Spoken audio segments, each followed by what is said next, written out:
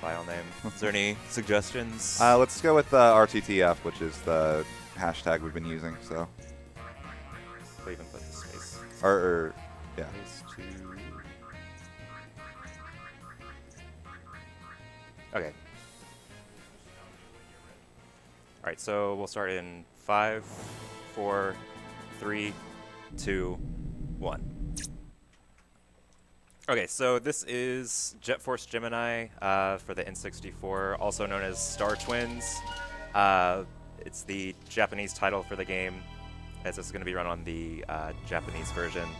From what I understand, Jet Force Gemini was too difficult of a title to say in Japanese, just based off of, I guess, the way that the etymology of the language works. So they switched the title to Star Twins instead.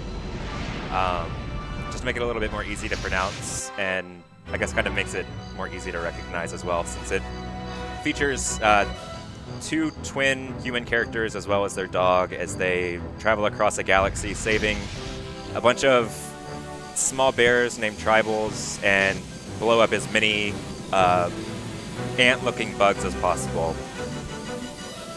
So the first character that you start out playing as is Juno, who's the boy out of the twins. His sister's name is Vela, and their dog's name is Lupus. And at the beginning of the run, as soon as the timer starts, the console is actually reset to skip the opening cutscene, which shows that their ship gets boarded by the drones, which are the main enemies in the game, which will actually be introduced in this cutscene that kind of goes through the general gist of the game. But they get a distress call on this planet where all of the native inhabitants that look like little bears are under attack by Mysar and his evil drones. So I'll let this kind of play as it kind of explains the general gist of the game.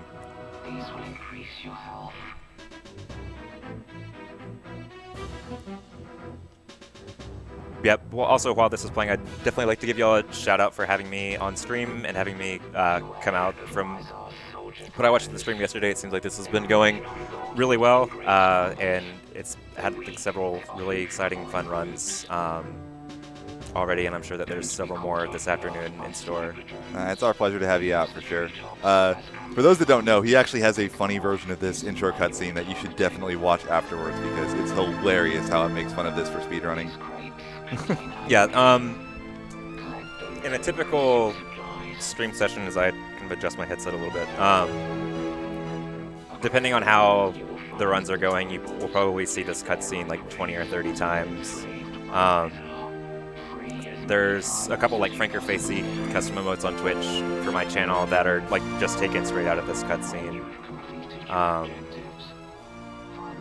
I have heard it like in my sleep a couple times, because I think I've probably like watched through it close to 1,000 times at this point. So now that we've regained control of Juno, the first thing that we're going to do is actually save a couple of these tribals. Towards the end of the game, they're actually, you have to have saved all of them to reach the final level. This game is made by Rareware, who, like, during the N64 era especially, kind of became renowned for all of their platformers requiring you to collect a bunch of something.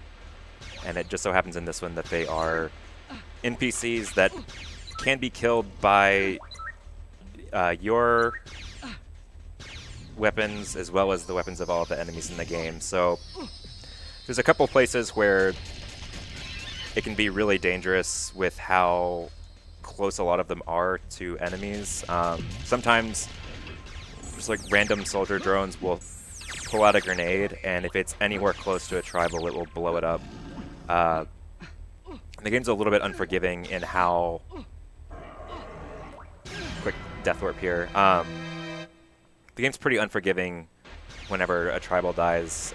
Since they are required to advance in the game past a certain point, collecting them can be kind of a chore, especially if you don't know where they are or if one of them dies, because at that point you have to reset the level and try and collect them all again. and it resets the counter every time you start the level. So it all has to be in one attempt, and none of them can die or be missed in any single playthrough.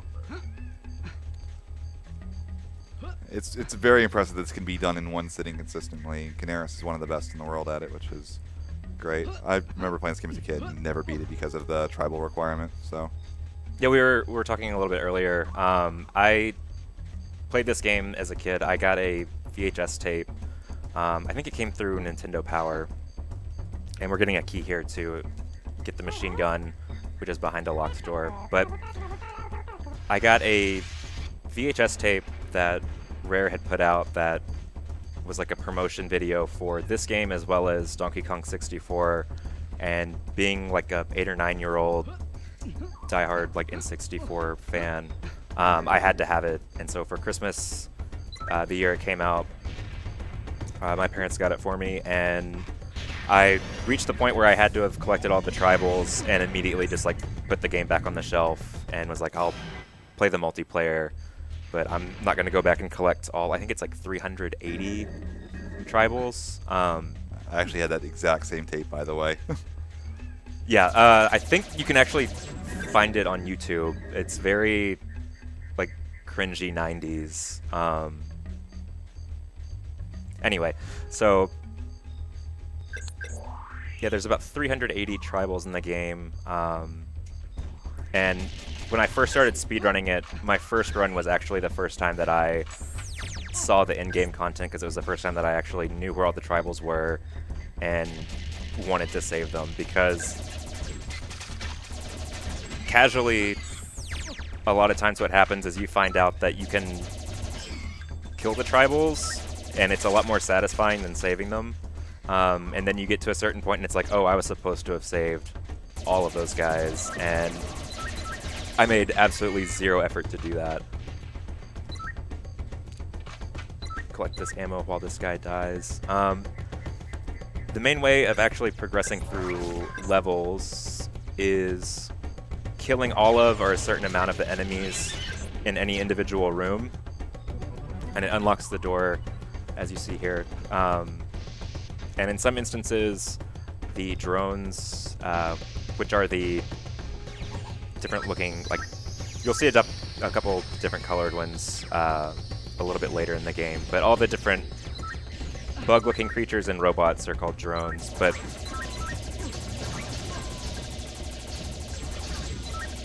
sometimes you have to clear an entire room,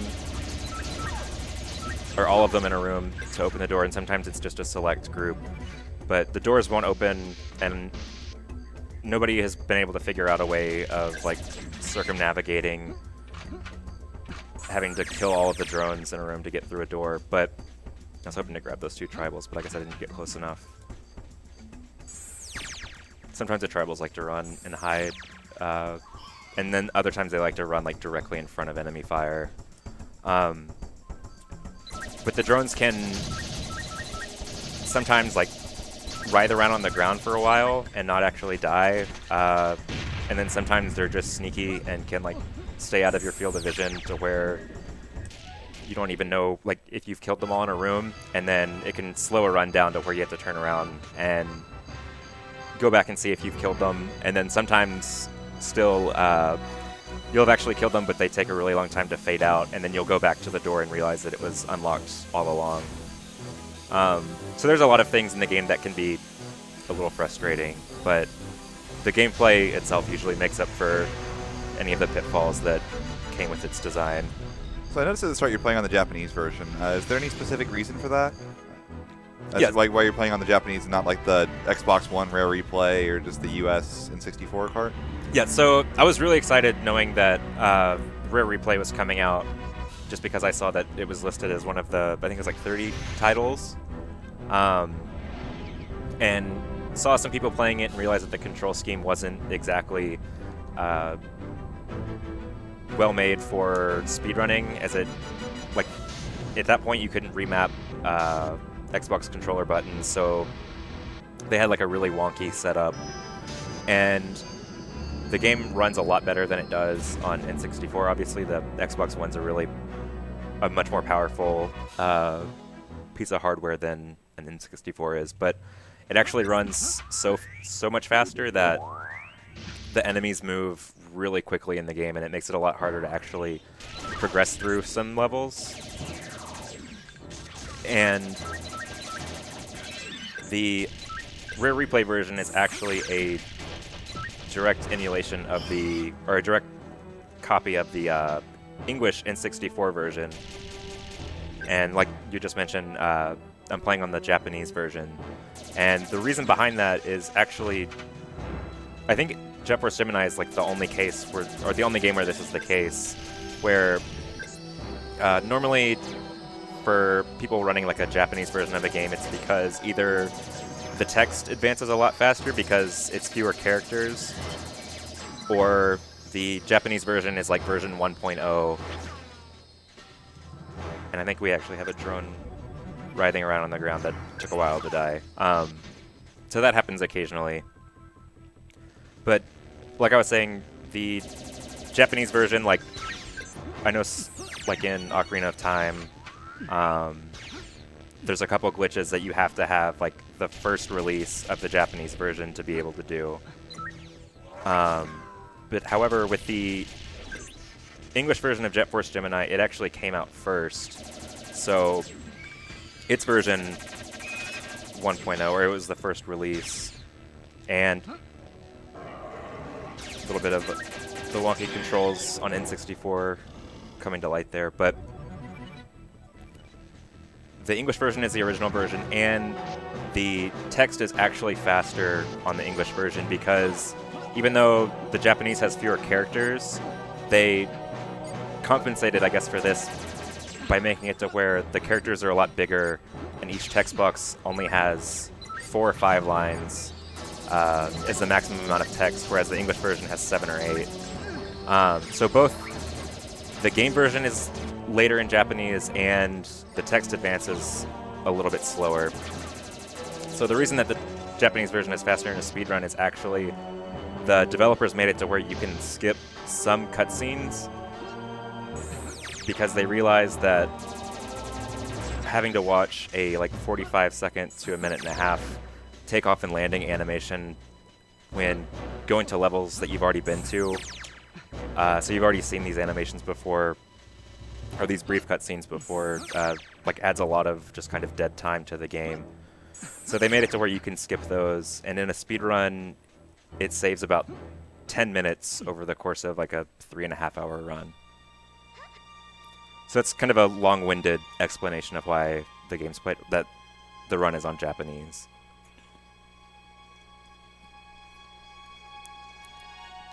So right there, you were shooting all those things, the little things on the wall. Those are control panels for the jail cell, right? Yes. This level has 8 jail cells, 7 of which have tribals that we need to rescue, and the 8th one has Vela in it, who is the second playable character. So in a playthrough, once you get to this point, you can like now do her exclusive levels that only she has access to now. A little bit later in the playthrough, you're able to go to every level as every character. I also thought in my first playthrough that you were going to unlock Lupus here because he was in the cutscene, and got disappointed as a kid knowing that I had to keep playing, because I think at least for this game's target audience, Lupus is the #1 character that you want to play as. Everybody wanted to play as Lupus as a kid. It's a dog with a jetpack. Yeah. And then machine guns and rocket launchers strapped to his back. I think that was the thing that I saw as a 9-year-old in that Rareware promotion video that got me hooked. Yeah, so the cell switches are kind of scattered across the level. Some of them in kind of more tricky places than others, but what makes Anubis, which is the level that we just completed, one of my favorites in a playthrough, is being able to navigate the levels, or navigate the different rooms, shoot those cell switches, and keep track of where the enemies are and shoot them all as quickly as possible. I think that it's one of the levels that really demonstrates a good run from a decent run. So here we're given the option to play as Juno or Vela, and we're going to continue Juno's first segment before switching over to her, as navigating the menus in a certain way allows us to skip either this cutscene or her first landing cutscene on the first level that she does. And the time save between the two, since you have to pick one or the other, is like a half a second if you watch this one and skip hers.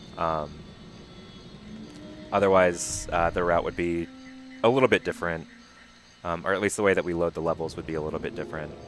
So we mentioned that Lupus is the dog with, like, you know, the jetpack. What are each of the other characters' special abilities? Okay, so especially later in the game, you come across a lot of places that are inaccessible to the character that you get that you have at the beginning of the level or the beginning of a playthrough. So like later on in this level, you'll see places where there's like passages underwater, but if you remember from the first level, or you'll see a little bit later in this one, Juno can only swim at the surface of the water, so he's not able to access any of the underwater passageways, which is exclusive Vela content, as she's able to actually dive underwater. So Lupus can hover in the air, Vela can swim underwater, and Juno's special ability is that his body armor allows him to walk on lava, whereas it does a lot of damage to the other two characters and causes them to kind of like fly up in the air. And I think they both kind of like either like cry out or whine, depending on who you're playing as. So each character has their own kind of special abilities, and it allows them to access different parts of levels that a lot of times you get a glimpse of the first time you pass by them, but you know that like you are going to have to come back later as a different character. Also, we ran into an NPC on the previous room or zone, the previous, I guess, like loading zone would be the best way to describe it, who looked like a lot of the NPCs that we're trying to save, and was like wearing like a shaman tunic or something, and had a staff that he was carrying around. That guy's name is Jeff, and he is like the king of all of the tribals. And he's like the main reason why the game's plot kind of follows a certain arc. You come to find out that this level is infested by zombies, which I think we've mostly passed at this point. And if you watch the cutscene in that graveyard area that he tries to convince you to watch, so he can tell you what happened. But you come to find out that he used his like shaman magic trying to attack all the drones here and accidentally zombified everything. And the way that I see a lot of the plot line in this game is like everything seems like some mistake that he made that just kind of snowballed into what ends up being like a galactic I guess war, even though it's like between an entire army and then two kids and their dog. And then this character's name is Gimlet. We got a pair of pants out of a tree that was on that island that we swam past. And those turned out to be his, and we trade his pants for a crowbar that Juno's able to use to get into a couple trapdoors. We come across Gimlet later in the game when we come back here as Vela, and we come to find out that he still has not put the pants on. So I think he just like wants the security of like knowing that they're back in his possession, but he's kind of like hanging out in his home, and he's one of the kind of people where as soon as they walk in the door to their own home, like their pants are off because they're in their own element. Which I guess makes sense since he's like the only thing on this planet at that point that's not a zombie. So might as well just do his own thing.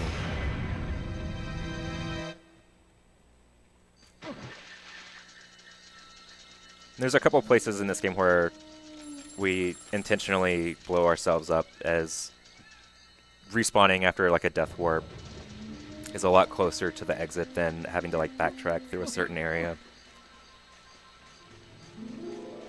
And what we're doing in this kind of general region is collecting a bunch of robot parts that we use to put together a little helicopter droid named Floyd, who is used for doing a couple specific missions that require him to like fly through small spaces, and then also allows a second player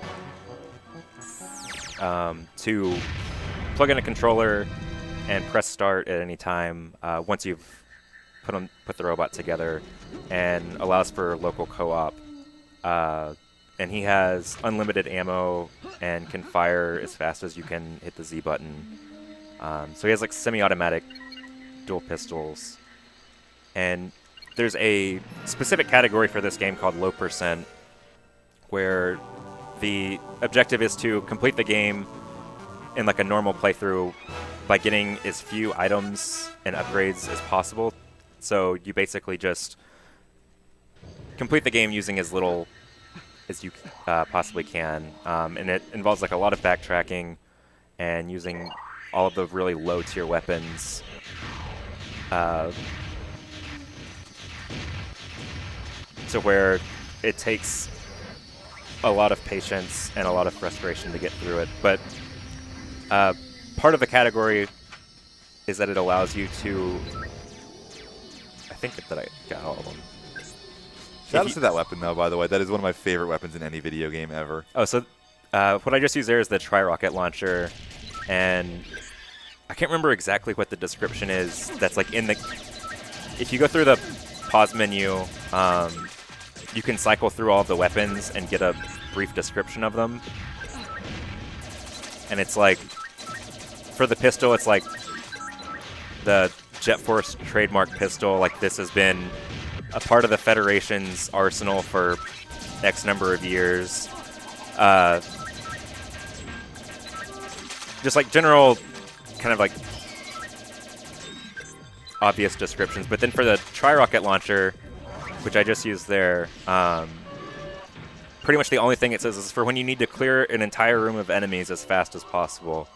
And that's basically what it does. It shoots a trio of rockets that kind of spin around each other in semi-predictable patterns. And it does by far the most damage in the game, as evidenced by not only blowing enemies up, but blowing myself up. But yeah, so in a low percent run, only Juno and Vela get the tri-rocket launcher, and only can have 5 rockets as the capacity for it. And you'll see in an any percent run that it's a weapon that is relied upon pretty heavily, especially in boss fights and against a lot of the later enemies in the game. And speaking of boss fights, we just encountered the first boss in the game, who almost like pains me to say that he's not the most difficult boss fight, as like once you figure out that you can jump in like the boss fight mode, it's like basically just point and shoot and never take damage.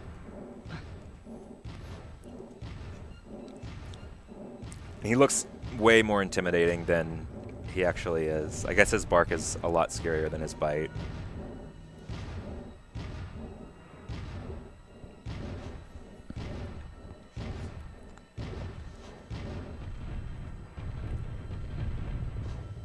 I mean, he looks like something out of StarCraft 2. Yeah. Like, if this game got remade, I would want it to have tunneling claws, because I think, like, getting attacked by roaches in StarCraft 2 is a lot scarier than this boss fight is.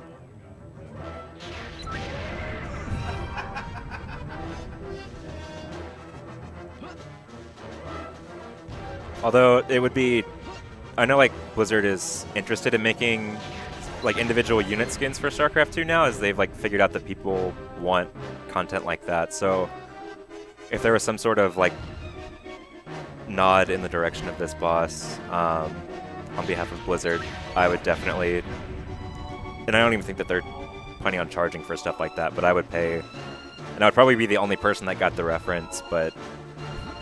So is there a way to avoid that attack without jumping, or is just, oh, if you jump, this is free? Do what? Is there a way to avoid that attack without jumping, or is that pretty much the only way to avoid that attack? The rings of fire that are approaching you? Yeah. No, that's the only way that you can avoid it. So you learn to jump, and then you can jump in the boss fight mode, and that's all you need to know then. Pretty much, yeah. Cool. Good video game. Yeah. And I remember, like, as a kid, I didn't know that you could jump, because I think I used, like, an alternate control scheme where A was jump. And in the control scheme that I used in the run and in the boss fights, the C up button jumped. And so, like, the first 5 or 6 times I was fighting this guy, like, those actually do, like, a lot of damage if you get hit by them. Like, it takes, like, out a fourth of your health. So it can do quite a bit, but it's really easy to dodge once you actually just know what buttons do what. And as I said, that's not even the easiest boss in the game. So there will be one other that it has a ridiculously long like lead-in sequence and then a really long cutscene after it.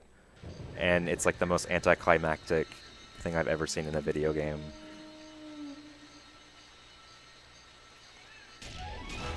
Yeah, so that's all of Juno's first segment. All of the characters in this point in the game are trying to get to Mysar's palace, which is this place.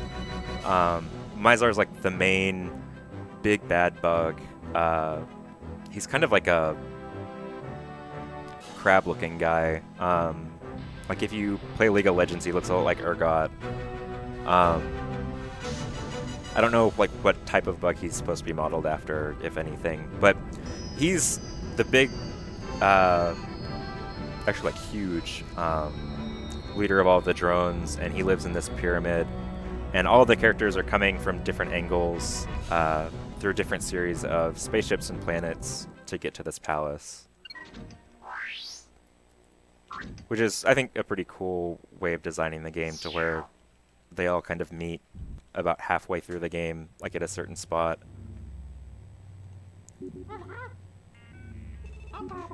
So that's Midge. We don't ever want to talk to him. So you're able to just like end any conversation with an NPC by hitting start, and Midge never has anything useful to say, so we just like let him walk up to us and then just peace out.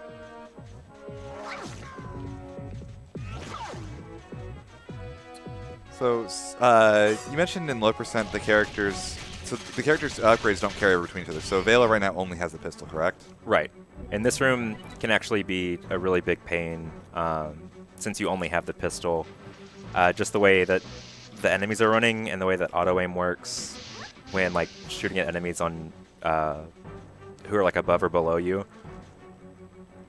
And it takes like 3 pistol shots to kill just like basic soldier drones. And the pistol has like a cooldown to where if you fire like 7 or 8 shots, I can demonstrate there, like it kind of depletes all of the bullets. And I'm actually going to be doing like the only major sequence break in this game by clipping through that door. But the pistol like has a kind of a recharge function, so getting through that room quickly kind of depends on the game being nice to you and either allowing you to headshot the drones with auto-aim or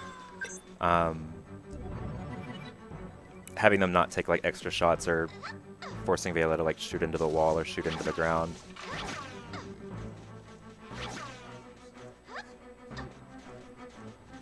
So this level, and we actually come back here as Juno and like breeze through the level itself since we have like all of the weapons, whereas Vela really doesn't have a big arsenal at this point in the game. But I would say it probably saves like 5 or 6 minutes by going through a door. It's like at the entrance of the level too, which is interesting. Um, the ship is kind of like a giant circle, and like right as you complete like the first round of the circle, you get the green key, which unlocks that door, and then a couple other doors later in the game. So we'll actually come back here as Vela once we have a different key that allows us to kind of take like a back door to get to the green one. Does that clip work on any other doors? Is it just specific to that door somehow?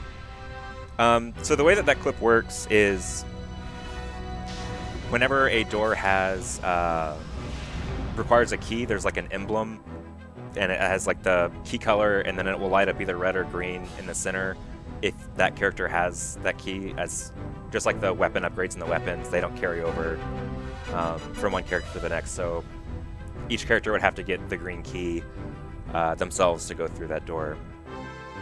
And the way that the skip works is, and that's like the only door in the game where the door and then the emblem are right next to each other in that way.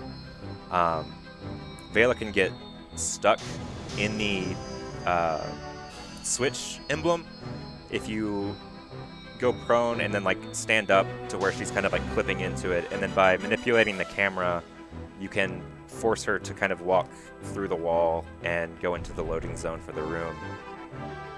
And that's the only door that I've been able, or that I've even like seen someone be able to get stuck in the emblem. And then a lot of the other doors, the emblem's not even necessarily close to the door itself.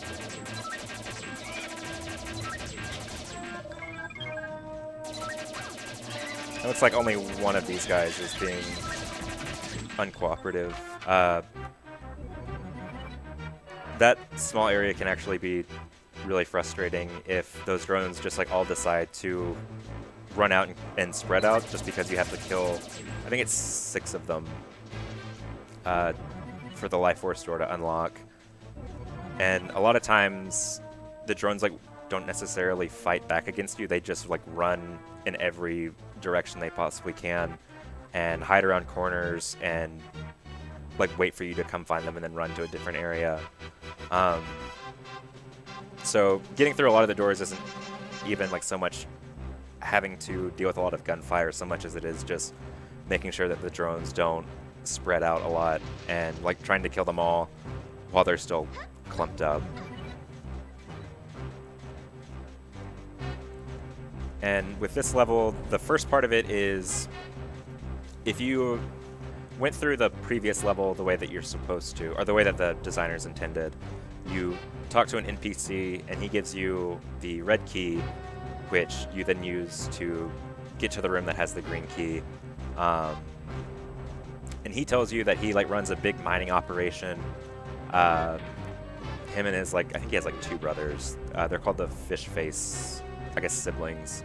But it's this guy, and they're little mole creatures. And he tells you that he's kind of like a third party that's neutral as far as like this whole galactic war that's going on between the bears and the bugs. But he basically tells you that he's like doesn't care about like which side wins. He's mostly just like in it for the money, and says that he will if you give him like enough money, which we do by collecting all of the gold bars that you saw earlier in this level, he'll give you the tri-rocket launcher. So Vela now has access to that, which is really good because a lot of the drones in this upcoming area are all like in small tunnels, as well as like there's a couple really big drones that would take a lot of pistol fire and machine gun fire to kill. So we'll be able to get through those a lot more quickly than had we stuck with just machine gun. And thankfully, none of the tribals in this area are ever really in any sort of danger. I think I went through the right door there. I got a little bit turned around. Okay, yeah.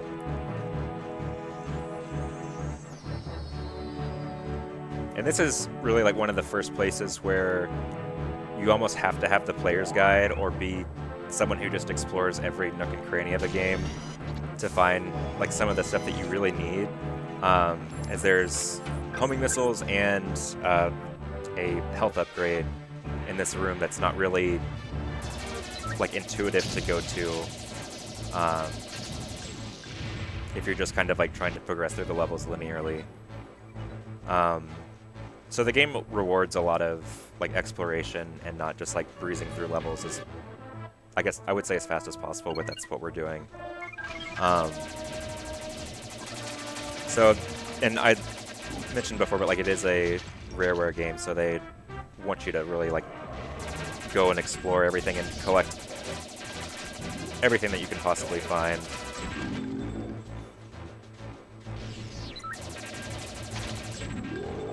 But the rest of this level is basically running through these tunnels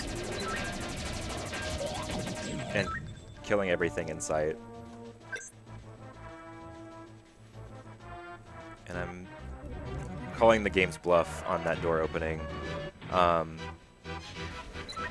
mentioned a little bit earlier, it can kind of troll you with how quickly the enemies disappear after you've done like lethal damage to them, to where like they can take an extra like 20 or 30 seconds, it seems like. It's probably closer to 10, but when you're just like standing there at the door waiting for it to open, I was actually going to try and clip through that one.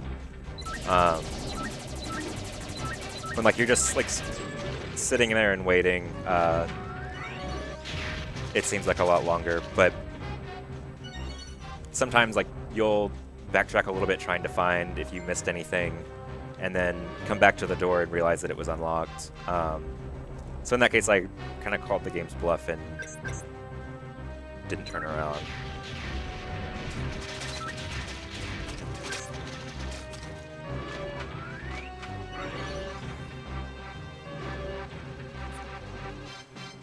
For those that can't read Japanese, he actually is picking up ammo upgrades in these rooms as well, so he's actually getting more tri-rocket launcher ammo as well as other things in these. Yeah, so to finish the level, I just needed to kill those two big guys, which unlocks this Life Force door. But the tall crates, I'll point them out the next time that we see them. They are capacity upgrades, and the more like, I guess like sideways barrel shaped ones are like just ammo pickups that replenish but don't like increase the capacity. Those are such troll tribals there. You're at the end. Congratulations. Oh, by the way, I hope you check behind the pillar behind the rocket or the ship. Yeah, there's a couple that are like that where, especially on like a level like this where it's like a huge open field and then a bunch of winding tunnels, that if you reach the end of the level and it's like, I still have 2 tribals that I have to save, I thought I explored everything, and you go back to the very start of the level and research everything, and it's like, no, I definitely checked everywhere, I have no idea where these could possibly be, and then you like go behind the ship at the very end and they're like standing behind a pillar.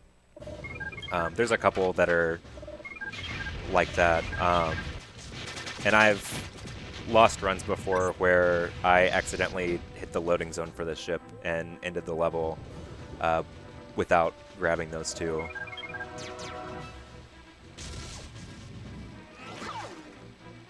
So this is Icor military base. It's like the main base of operations for the I guess enemy army,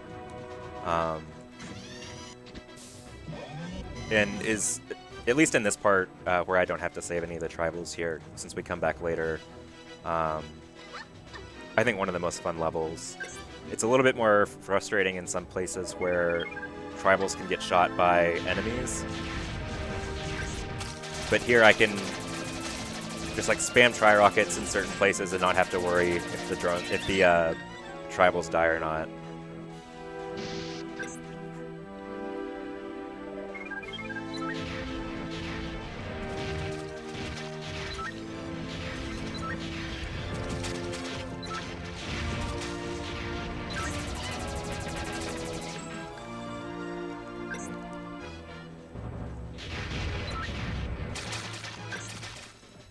Should be, yeah, one more.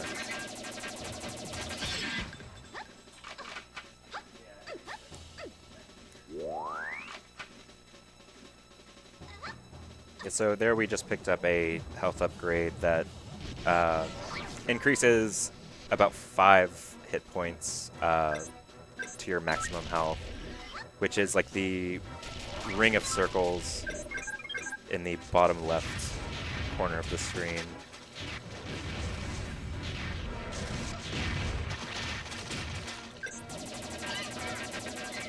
And just to like speak to how powerful tri-rockets are, I went from like full health to about 1/4, shooting one of them point blank and like hitting myself on the not recoil, but splash, I guess, from the rockets hitting that shield.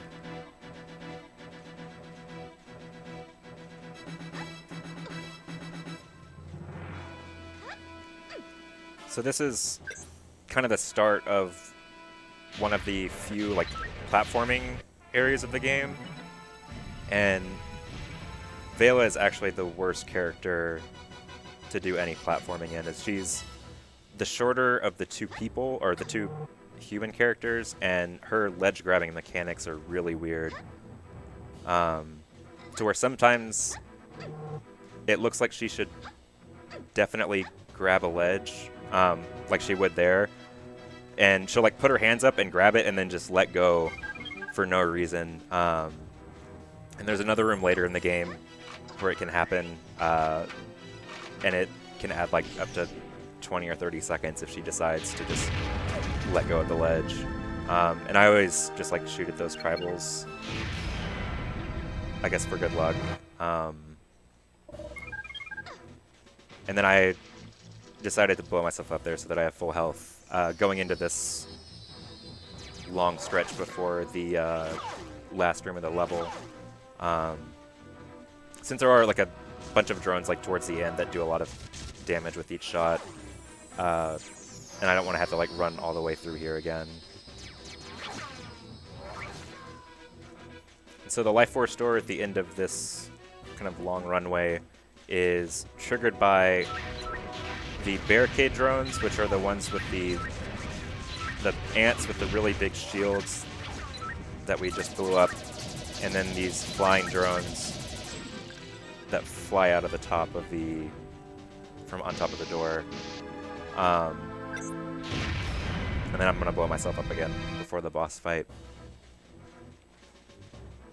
So it's kind of one of those, there's a couple places in the game where part of the difficulty of like any individual level might be more from not knowing what drones would trigger the life force store. So like you have a set amount of ammo and there's not a lot of extra ammo to pick up in that area. So you might use all of your machine gun ammo and tri-rockets on the drones at the very start, only to find out that like none of them actually triggered the life force store, and then you only have like pistol ammo at the end of the area for like the drones that actually do. But like having played this, I don't know how many times, and just like knowing which drones actually trigger stuff, ammo conservation is usually like never too much of a problem, unless I'm like trying to thread the needle with like how many tri-rockets I'm using.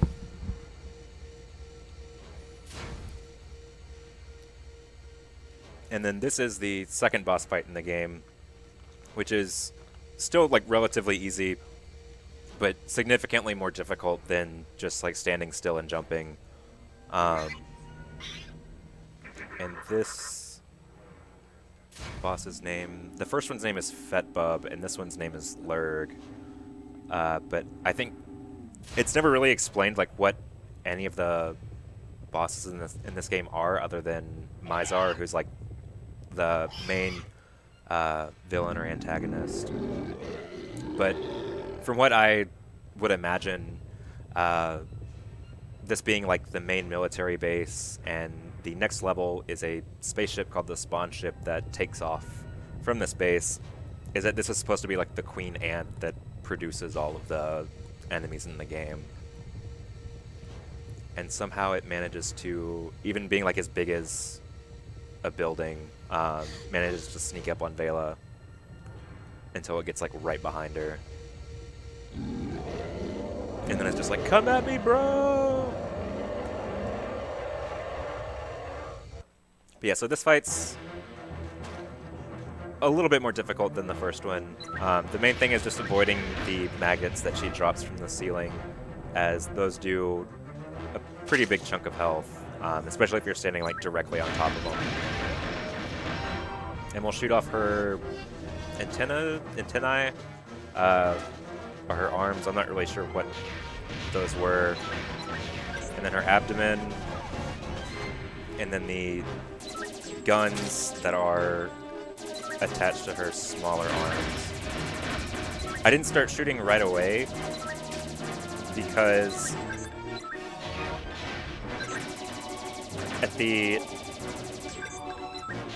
as soon as like that segment of the fight starts, the arms on the right side, our right side, her left side, are invulnerable, so you have to wait until they like flash white, and then you can actually target them with weapons that lock on, or do any damage to them.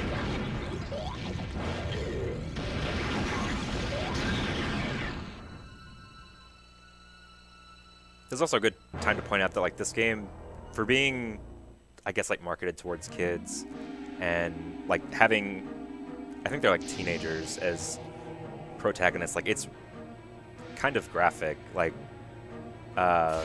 especially in the English version, not so much necessarily in this one, as like the bugs explode into a lot of pieces, like body parts fly everywhere. They use red blood for the tribals that also blow up. So for being especially made by Rare and like being marketed towards kids, although I guess Rare did make like Conker's Bad Fur Day. Yeah, I believe this game was rated teen when it came out. Yes.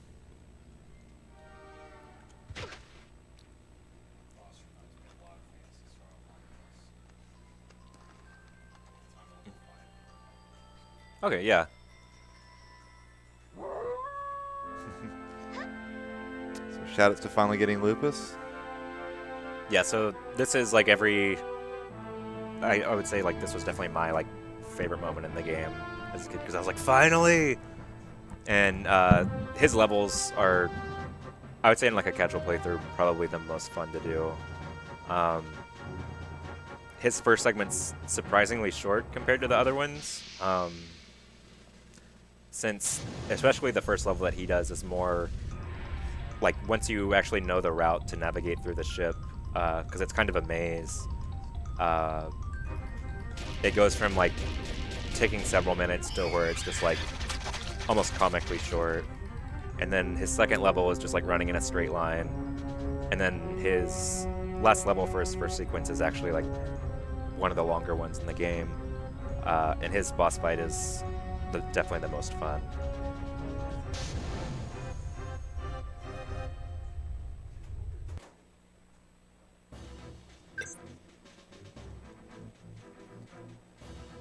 So that wraps up Vela's first segment.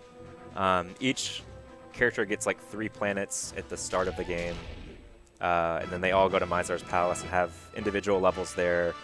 And then after that, any character can go to any level and access areas that the other characters can't.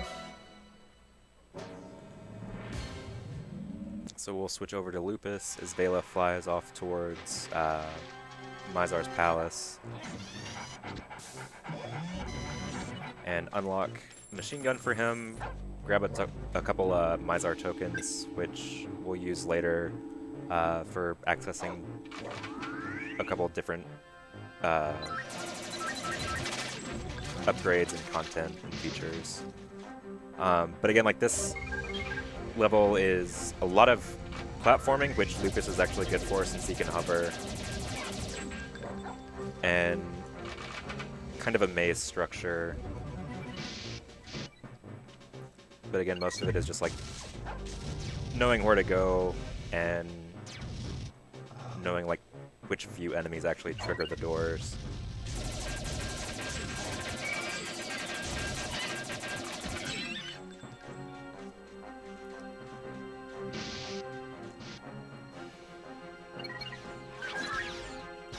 And I've never really there's a Life Force door that is like to the left of this one that I guess if you came back here as like Juno or Vela and really wanted to get over here, you would have to go through it, but like it goes to the same room and you don't, like there's another door that you can use that doesn't require you to kill any enemies, which just seems like a little strange. But we leave that drone in that last room after shooting all the flying ones, and he kind of like sees us run in and is like, this is my one chance to stop like the Jet Force crew from interfering with our plans, and then we just leave the room. And come in here and grab the yellow key.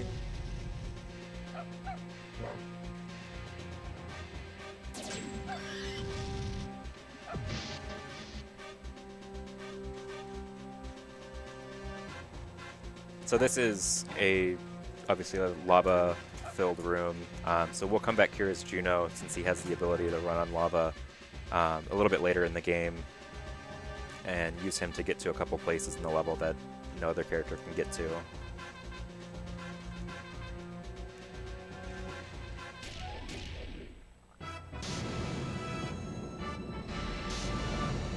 And then Lupus's ship also has dog ears on it, which I think is pretty cool.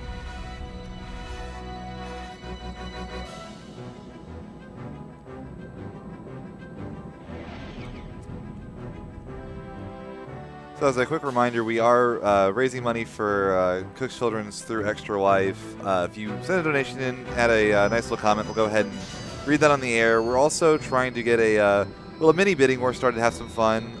So for Sonic Advance, all 4 stories, Kirby Master knows how to do all 4 of them. So if you want to pick your choice between Sonic, Amy, Tails, or Knuckles and add that to your donation, we'll go ahead and potentially see which one of those stories gets run.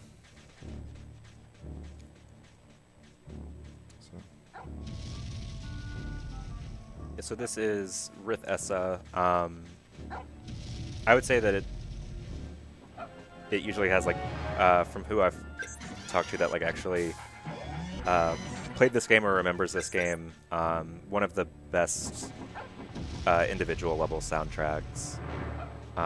It's probably like top like 2 or 3 for me. The next one is also one that I think fits the level really well. But the first time that we come here, a lot of the level we can't access, so we just kind of breeze through the starter area. We kill like one stretch of drones at the very end of this room, and then ignore pretty much like everything else in the level for a while. And abuse the fact that Lupus can cut a lot of corners by hovering.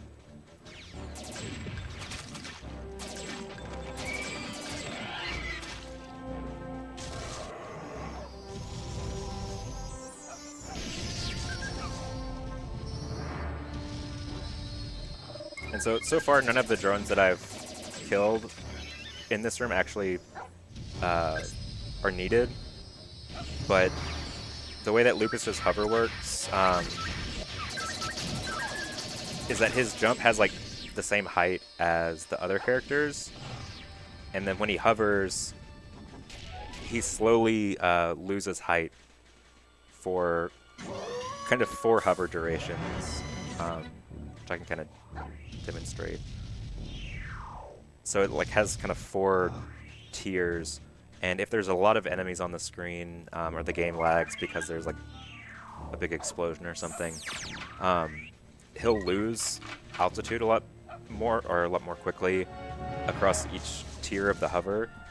And since I'm trying to cover like some pretty big distances with each hover, I don't want to be losing height, because I can lose enough to where I'll not be able to actually make it onto the platform.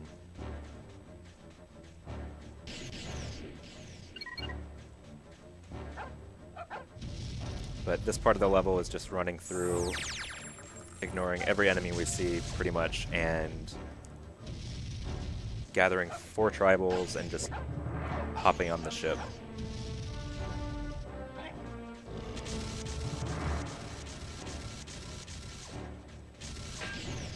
So we'll grab this last one. And then the door is like 1 or 2 corners away. This part of the level actually kind of wraps around itself to where in different categories where we don't actually collect all the tribals, specifically like Mysar 1, which is probably the most popular race category for this game, with the few players that it has. It just goes through the first fight with the main boss, and you can skip a lot of the level by jumping onto a box and like hovering to a specific spot. But since we needed to collect those tribals to advance the game towards the end, we weren't able to do that. But that's kind of... It seems like it was, like... I don't know if I would say it's intentionally put there by the developers or not, but it's like one of the other like really small kind of skips that show up in different categories.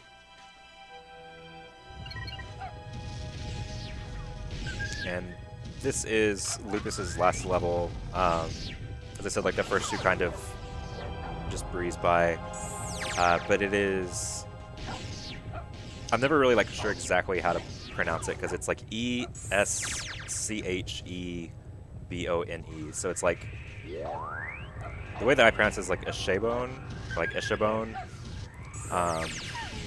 But I've like seen people type out how they pronounce it in like just about every possible variation. But the main structure of the level is like a lava planet with a giant worm that I guess inhabits it. That we're going to be spending a lot of time inside.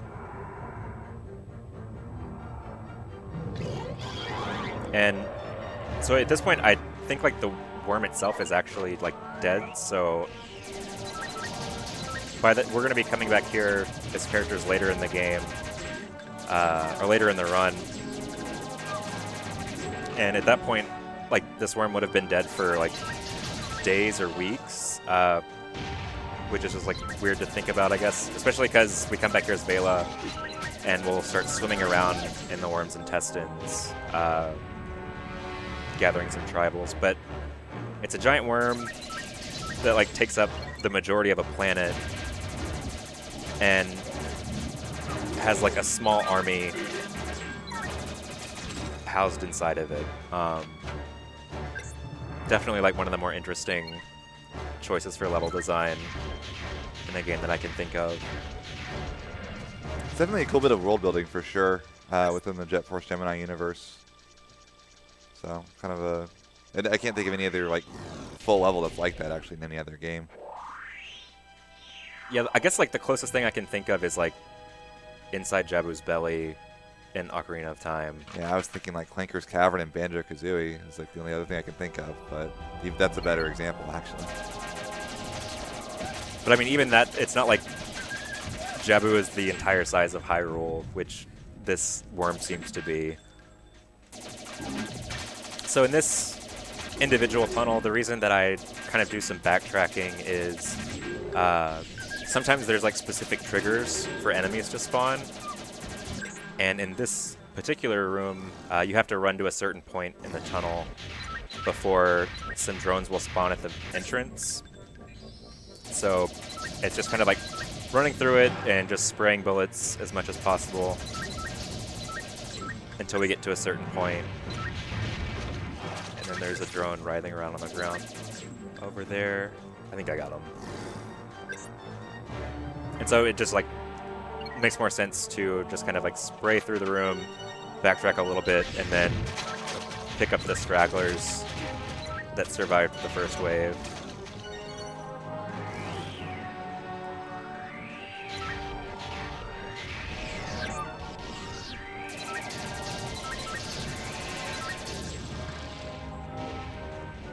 And I would say that this level's another favorite of mine, where it's one where it's just like room after room after room of enemies that are actually trying to shoot you. and like require you to think about which gun you're using and how much ammo you're using.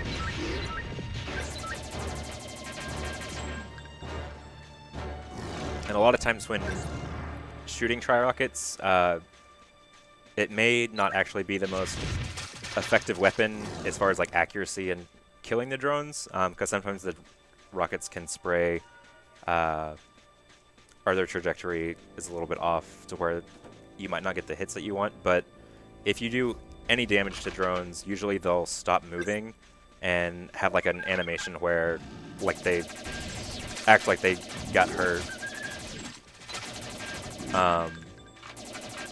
And in most rooms, they usually start in set. They always start in set positions, but a lot of times they will be clumped up in a certain spot. And if you know where they spawn, a lot of times you can shoot a tri-rocket or two, force them to stay still long enough for you to either get close enough to kill them with another weapon or continue blowing them up with tri-rockets.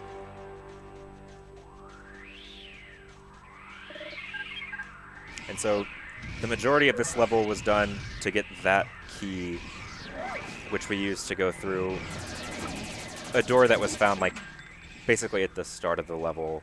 So if anyone is like a glitch hunter or knows ways of just like breaking games, if you can figure out a way to get through this door without having the magenta key, I would even like go as far as like putting a bounty on it and paying you for it, because it would make my, I would say make my day, but it would probably like make at least a week.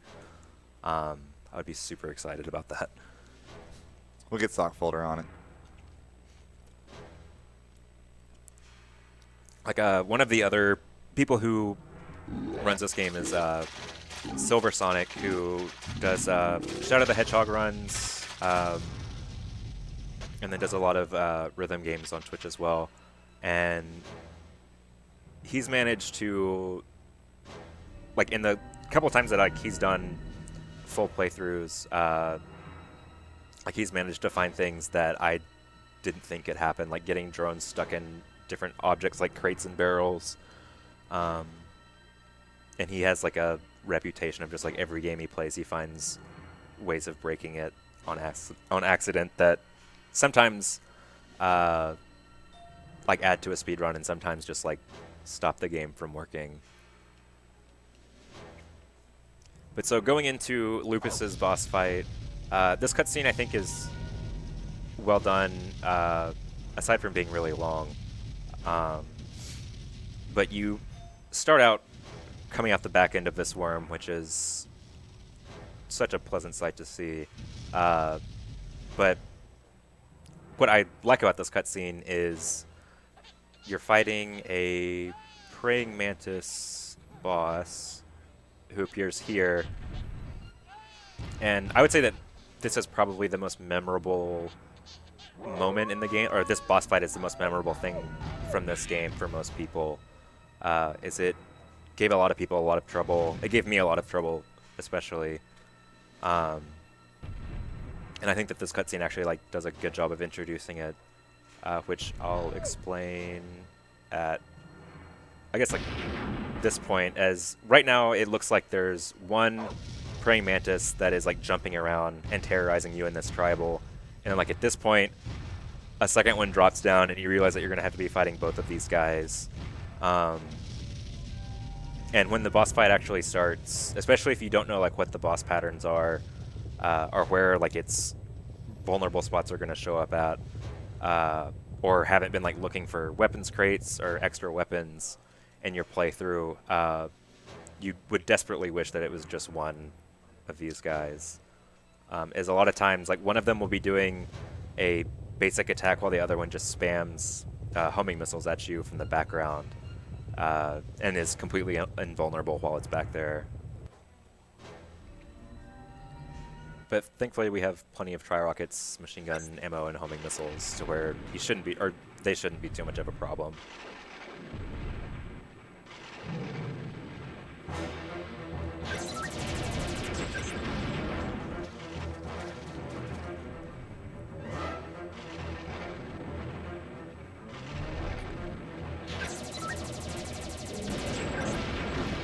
But basically the way that this boss fight goes is like getting in the rhythm of like how these two work. As it's always like the hand with like the ray gun thing in it that shoots, I guess, lasers at you. I'm not really sure what those are supposed to be. And then his other arm, which throws like chunks of, I guess, like a rock. I don't know. It's hard to tell exactly what they're supposed to be, but they always do like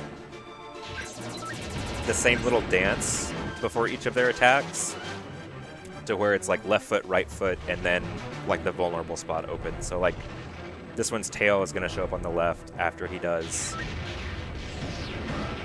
his little like readjusts himself and gets in whatever position he wants to get in. But like once you have that figured out, the timing is a lot easier for this boss, as it took me a while to figure out exactly when I could start shooting to where I wouldn't be wasting ammo.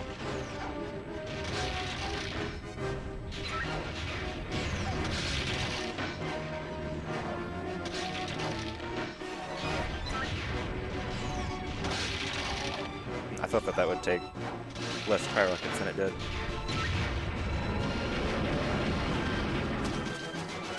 Okay, it should just be one rocket for this last one. Yeah. Can you totally kill one of those before you kill the other, like without damaging his arm, or do they not go into that phase where they go back and forth like that if you don't take all of their appendages off first? Yeah, so you have to do the one that's on our right, that shoots like the circular lasers at you. If you don't kill it when it's like right in front of you, it'll like jump to one of the platforms on the left or right, and we'll continue using that weapon to where only it becomes vulnerable until you blow off that appendage, and then it will just progress through there. So that tribal that was in that cutscene doesn't actually exist. Much to my confusion for a really long time when I first played this game, as well as I'm sure a lot of other people, as he was like a big focal point of the cutscenes before the boss and after. And then you search like the entire area where the boss fight happened, and he's nowhere to be found. And even like when you like come back and are looking for tribals, like if you're missing one on the counter that shows up when you're saving each one, it might lead you to think that he's like under the lava or hiding somewhere. My theory is that he, after being like inside of the worm for so long, that you like inhale the fumes of like his, I guess since you like come out of his butt basically, like you're inhaling his gas, and forces you to hallucinate the tribal that you're trying to save.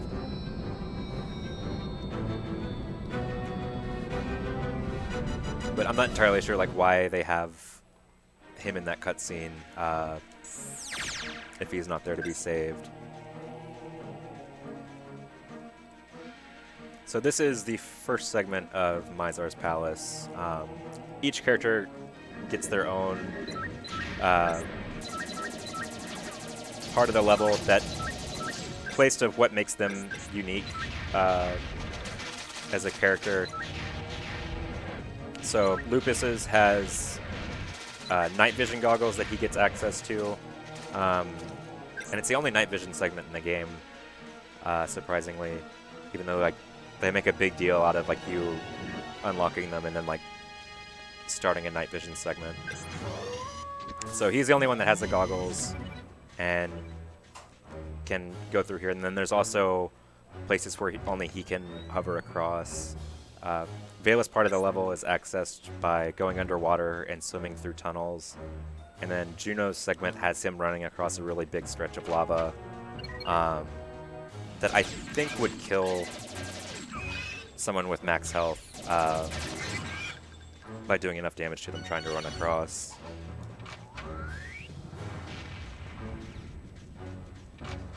And then just to make sure that there's no possible way for any of the other characters to do each other's segments, they made it like locked to where like if you show up here as Vela and try to go through Juno's, like start Juno's part of the level, it just says like Vela cannot access this area, and like prevents you from going through the door. Which I guess is nice because like the lava segment's not until the end of his level, and you would like go through the entire thing, and then at the very end realize that you can't continue.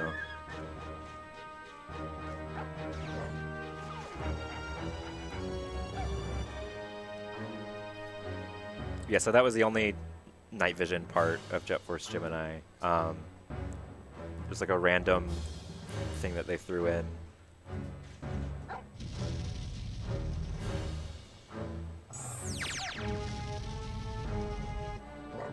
I also have, there's no explanation for why the tribals are in like the places that they are. The main like reason that they're in captivity is because they're being like sold into slavery, and like you show up at a place later in the game where they're like working in a mine, but a lot of times they're just like on like platforms that are jutting out of walls in the middle of nowhere, or they're on cliffs or islands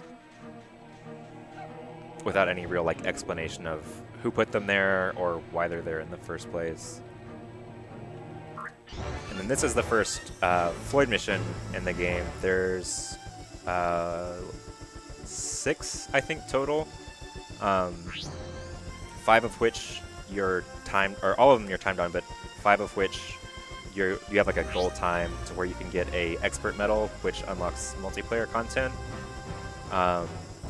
Only 3 of them are required for the any percent run, but 100%, and I think I'm doing like a quick like run through of the remaining Floyd missions once we get through any percent, if time allows, to demonstrate those, because they're, I think, like some of the most fun parts of the game, and it's like one of the only reasons that makes 100% worth doing, since it's like even more collecting than any percent turns out to be.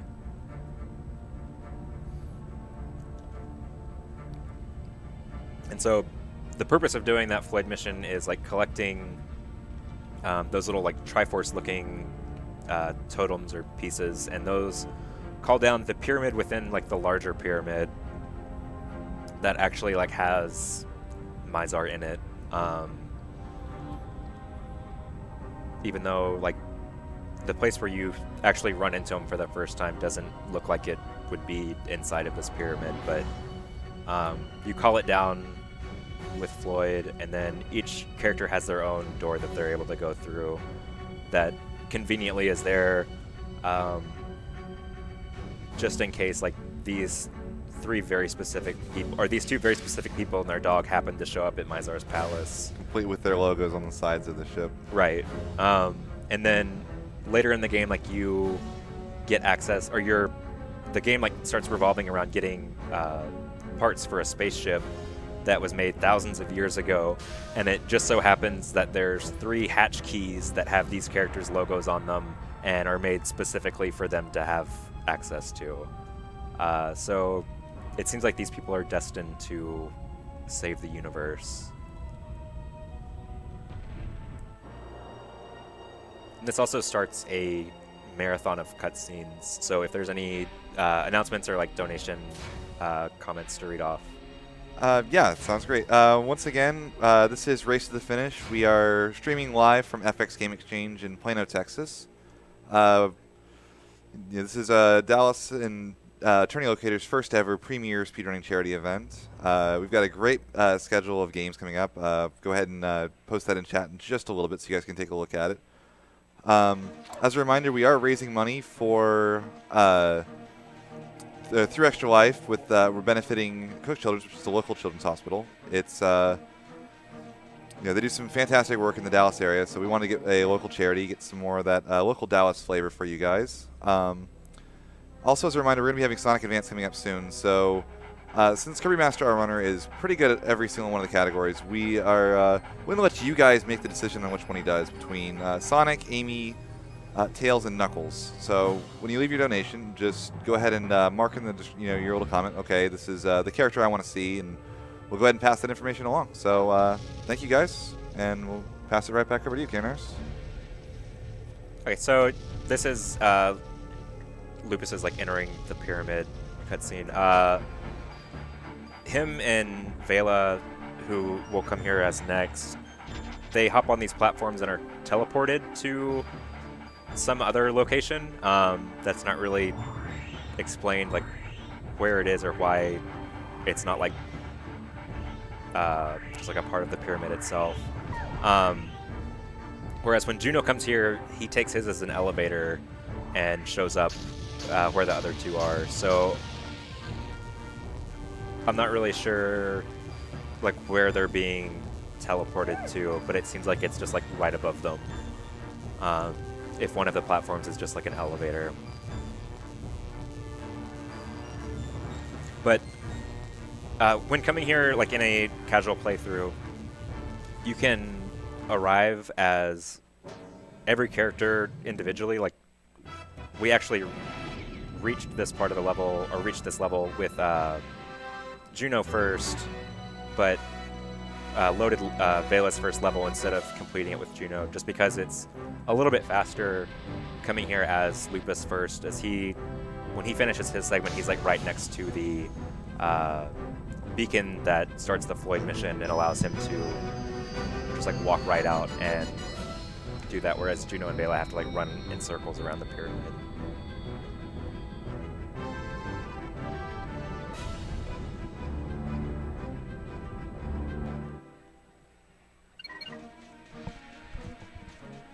And Vela's run through Mysar's palace is, if you know the route through the swimming segment, it's by far like the fastest to go from like loading the level to getting to the pyramid, which we'll take advantage of at the end of the run, as all of the characters supposedly like rendezvous back here once they've collected all the spaceship parts and go to where the final boss fight is after meeting back here.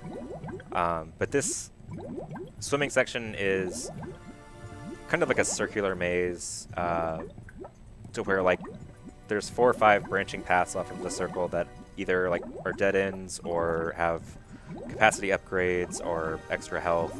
But if you basically just like swim in a straight line, it takes you to the exit, making, I think like if you don't have to watch any of the landing cutscenes or her accessing the pyramid, it takes like a minute and a half to go through the entire level for her, and there's no enemies really for her to shoot or have to navigate around.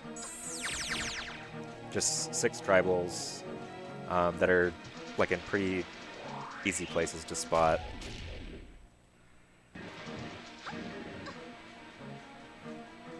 There's also like a lot of Egyptian imagery spread out throughout Mysar's palace, but I don't know, I haven't seen any explanation as to like why the level design is like that, as it's like really the only I guess like cultural or like mythological reference throughout the game. I guess it's just like the level is shaped as like a pyramid, and so they decided to just like, since it's shaped like a pyramid, to just like make it entirely Egyptian oriented.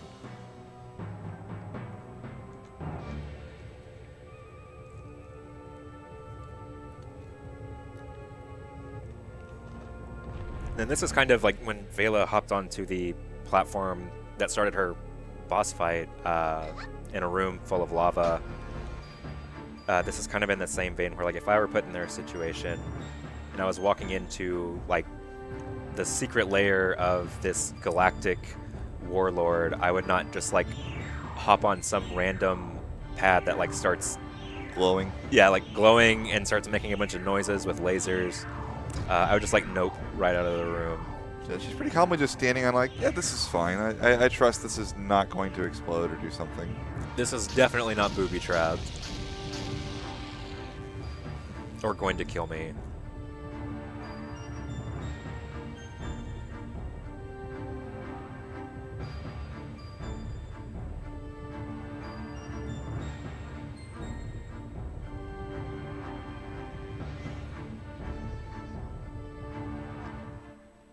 Yeah, all of the cutscenes in this game, like in a first or second playthrough, they're pretty enjoyable.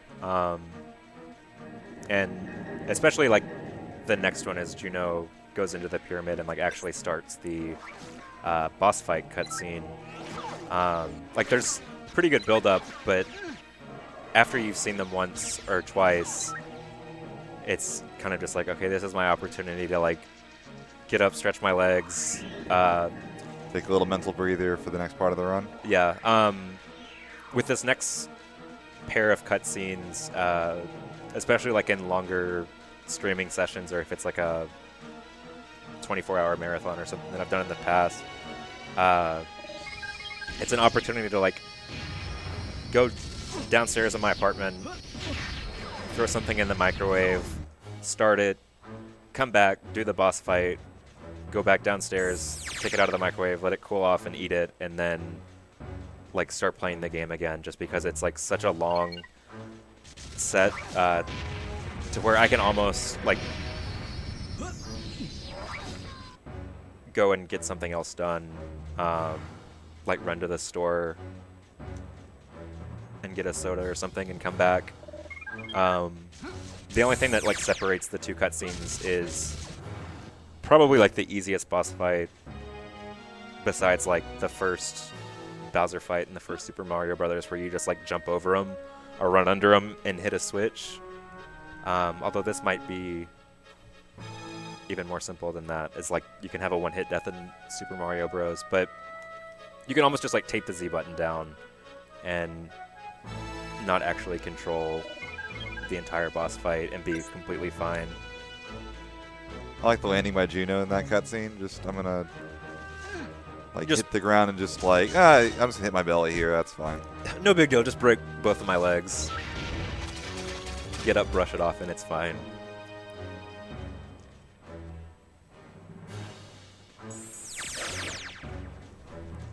This part's mostly just rescuing a couple tribals that are throughout this maze portion of the level.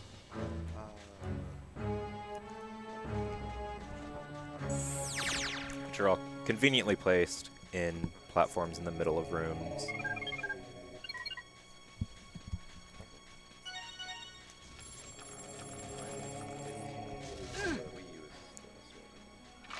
So that was a capacity crate for Juno's machine gun. Most of the capacity crates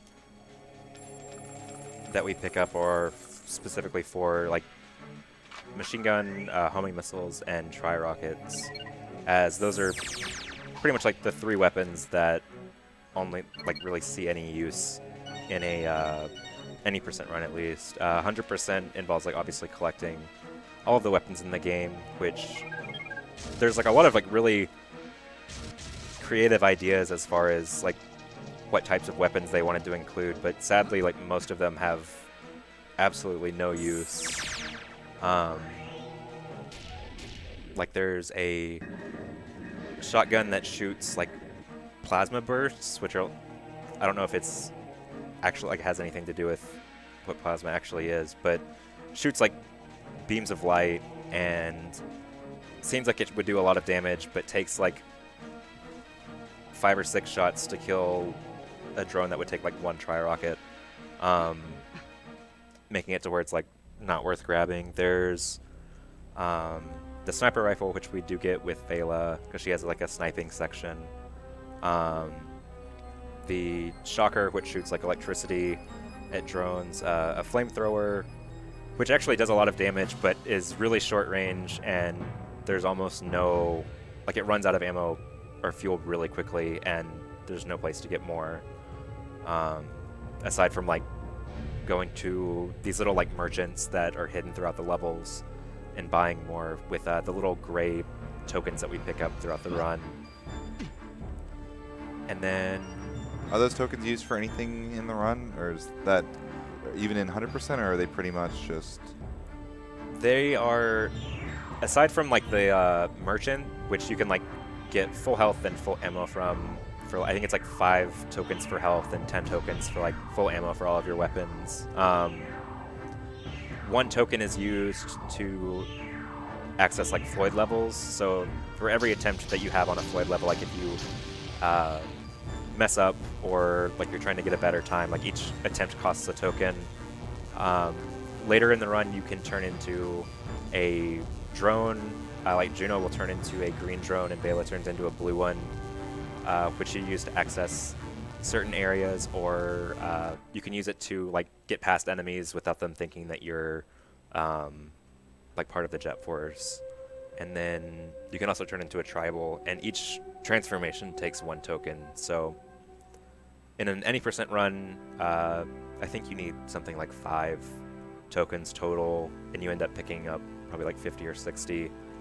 And then in 100%, depending on how well you can do Floyd missions, I think it probably takes like 10 tokens, I want to say, because there's a couple extra things that you have to do that require Mysar tokens in that category.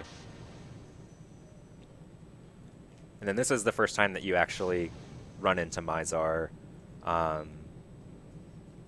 which is actually like a pretty cool cutscene, because I don't think that you've actually like seen him in the game at this point. You've only like seen him on the box art or the instruction manual. And he delivers, aside from the robot intro voice, and then like 1 or 2 other lines of dialogue in the game, he has like 1 line that's spoken here, and it being on N64, like you can barely discern what he even says.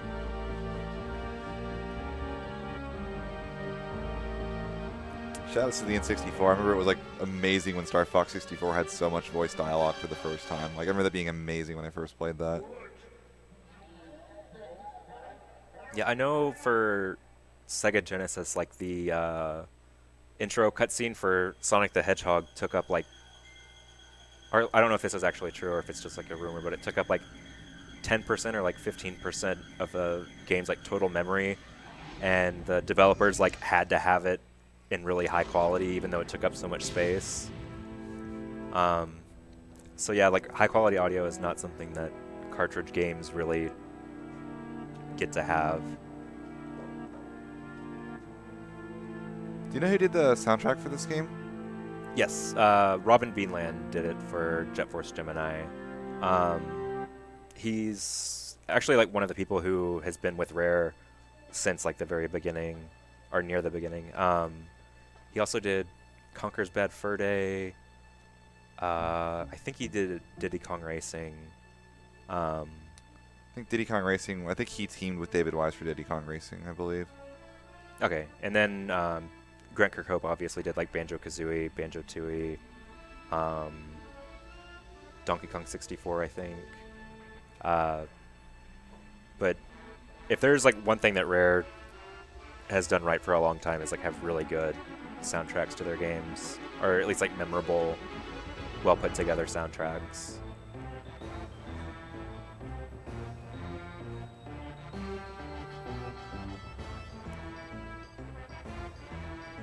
Yeah, so we just watched Juno get absolutely shreked by Mysar, and then Mysar just like laughs at him and leaves him there. And the rest of Jet Force happens to show up leading into this boss fight. And I always thought that it was like a co-op style boss fight where it's like all 3 of them are going to be part of the fight.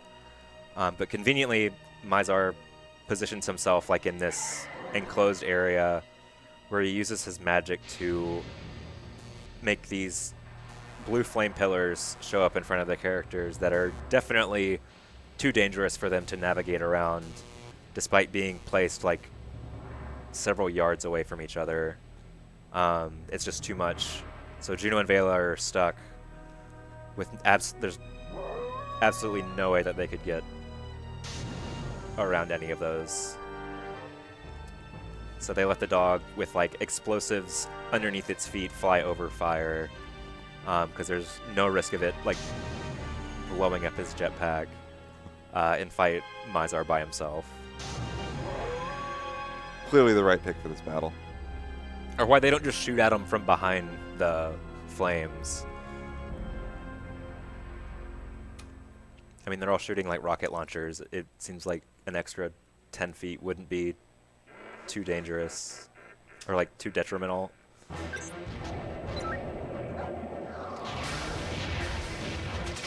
So this boss fight is probably the most difficult. Oh, never mind, it's over. It can be done like with just like shooting 5 tri-rockets without really having to aim or move. One of Mysar's attacks is just like rearing his head back to shoot lasers out of his eyes, and the attack takes so long that he's taken enough damage to be defeated before he even starts the attack.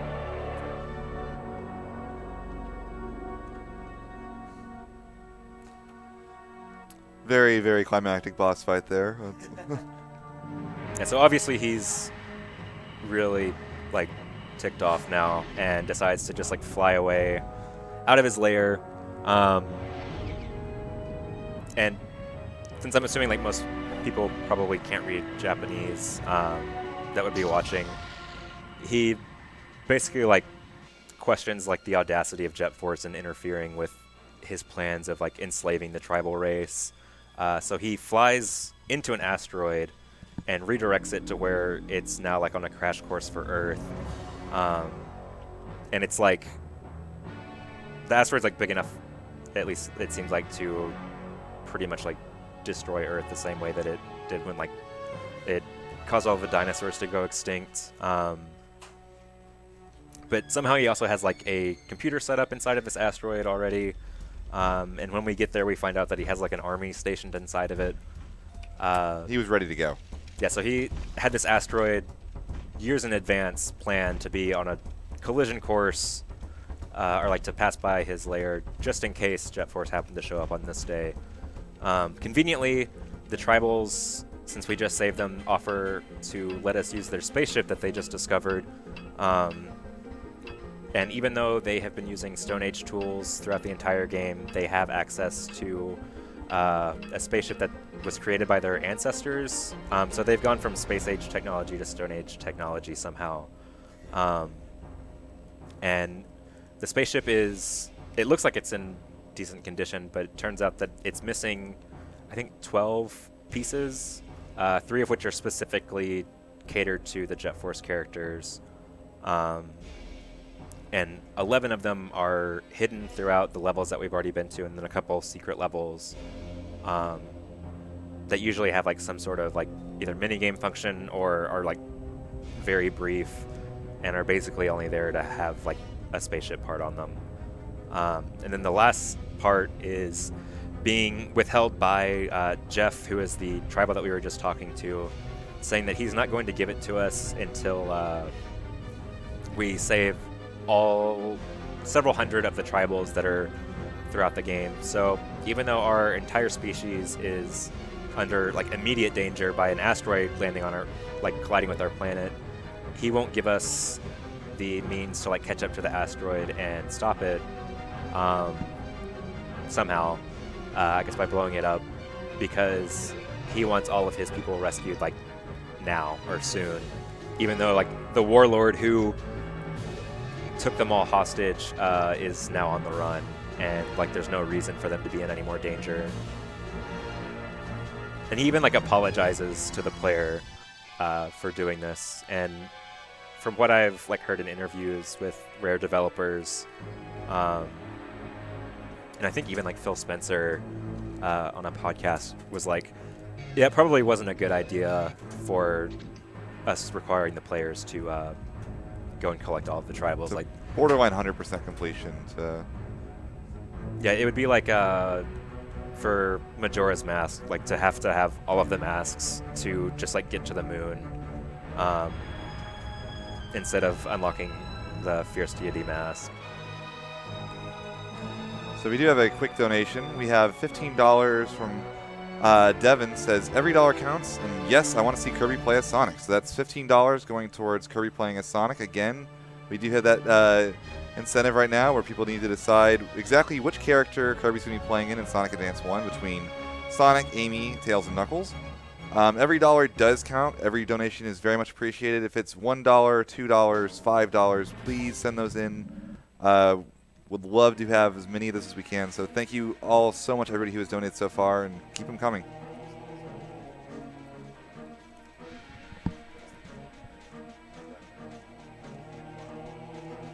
So this starts like, I guess like the second act of the game, where all of the characters have gotten to Mysar's palace, defeated him the first time, and then had him escape, and now we're looking for all the spaceship parts.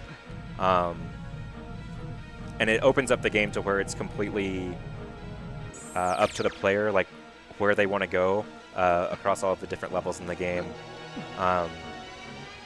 Previously, only like the progression was really linear.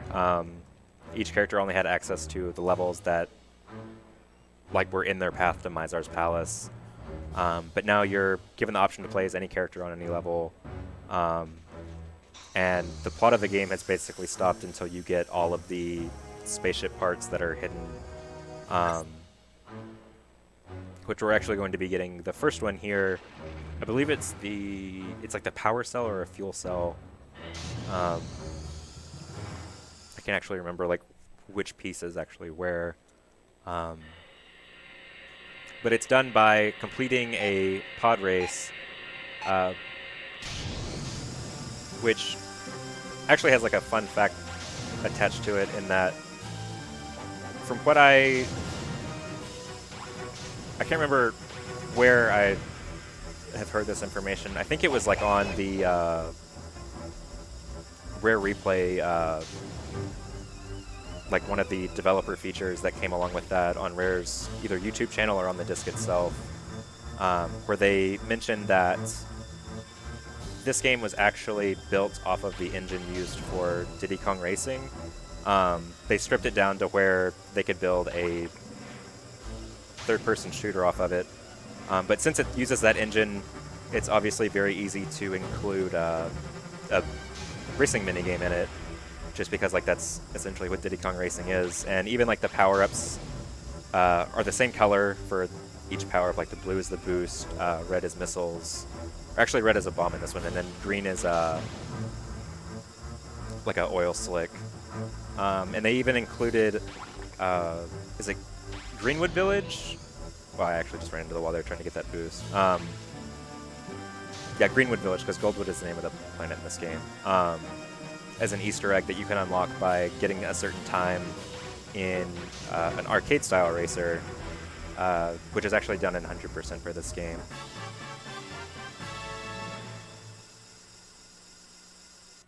And it's actually like a pretty faithful like replica of that level. And the racing controls for this are surprisingly like well put together. Makes sense if it's based on Diddy Kong Racing, which is obviously a fairly well put together racing game. Yeah. But there's like no like exposition explaining that there's a pod racetrack in the middle of this like galactic warlords like secret base layer or space layer. As you're just like walking through it, you happen to like stumble across this racetrack that you're actually able to race on. There's a couple different areas in the game that just like seem like one of the game's developers or designers just like happen to think that it would be funny or cool to have this included. Like we'll see a nightclub a little like towards the end of the run. There's the arcade racers as well as like the pod racing, as well as like the Floyd missions spread out. Just like a lot of extra features to where the game kind of can be a pain or frustrating and like having to actually explore every nook and cranny of each level, but it does reward you with surprising content that you probably weren't expecting if you hadn't heard about it previously.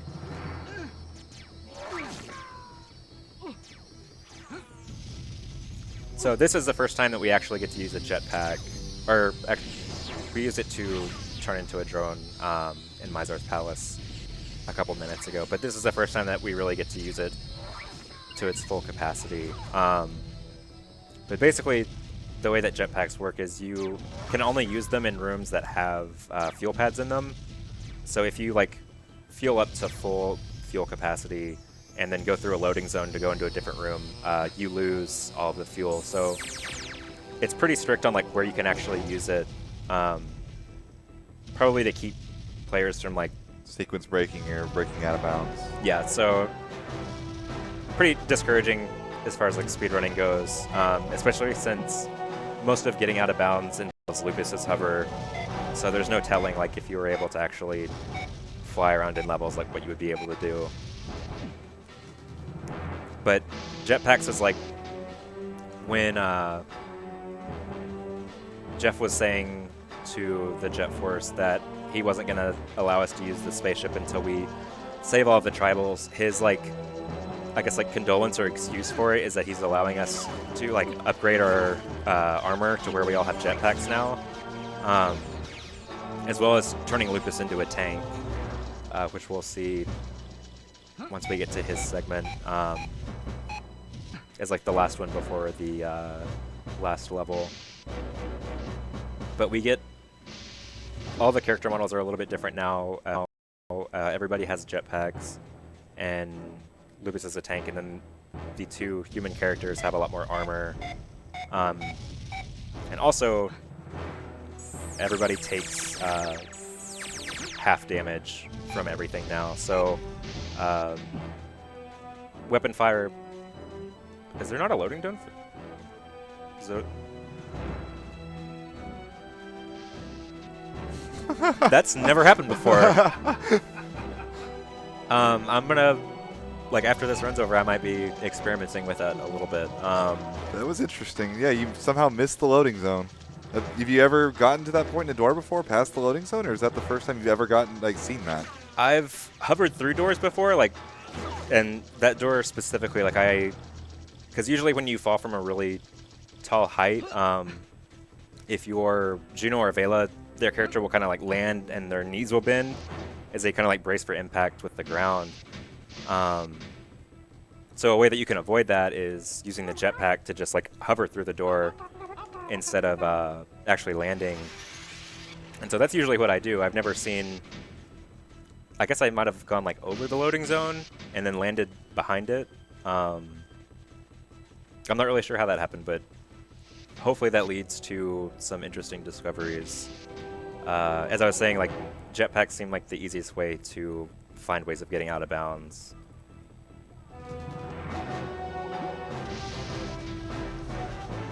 I think that's one of our first that's never happened before is in the marathon, so congratulations. Yeah, that seems like no matter what, like, how many people have played the game or, like, how many times someone has run it, like, in a marathon, like, there's always that chance something crazy happens, which is kind of the fun of them. Like, I've seen, for, like, GDQs, there's bingo cards that people post on the speedrun subreddit. And, like, that's never happened before, is always, like, either the free space or, like, one of the spaces that's, like, featured on the card.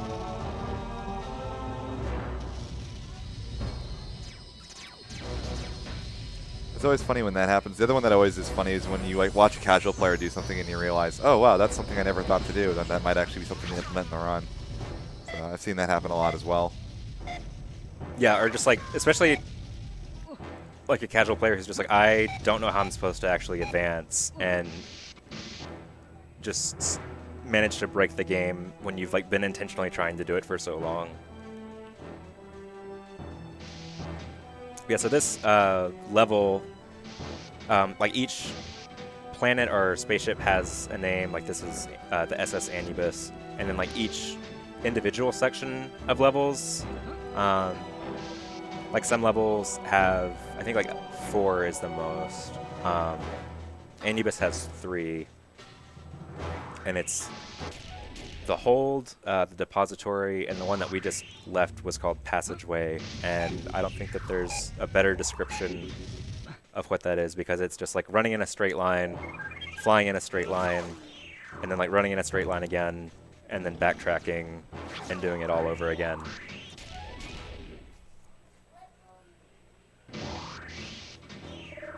And then this is the depository. Supposedly, this ship is like a abandoned cargo ship that also has jail cells in it. That Mysar's army has either tried to like stop using or they just took it over. But the way that it's described is like it is kind of derelict. But this part of the ship is like where you really see, I guess, like all of these crates are supposed to be storage. But it's also like one of the most laggy rooms in the game. Is like the frame rate drops really low until you reach a certain point. And there's actually, with Juno, there's a way that you can like skip most of that previous room by pressure jumping, by like wedging yourself in between one of the crates, or like kind of like a doodad on a wall and the wall itself, and by like wedging yourself like and then trying to jump out of it, you can boost yourself onto the top part of the wall itself. Actually, the one that's right in front of me, and then you kind of just like run along like the tightrope that the uppermost edge of the wall is, and basically like skip the entire like having to navigate around the maze.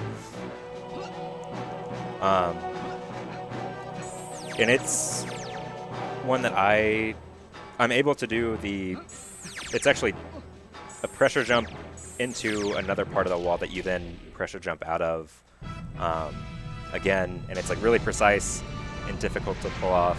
I've done it like once or twice, and it's something that I could never imagine like the amount of optimization that would be necessary to where that time save would be needed to like either get a PB or break world record. It looks really cool, and it's like one of the actual exploits in the game, but like it's... Has anybody ever done a segmented run of this game?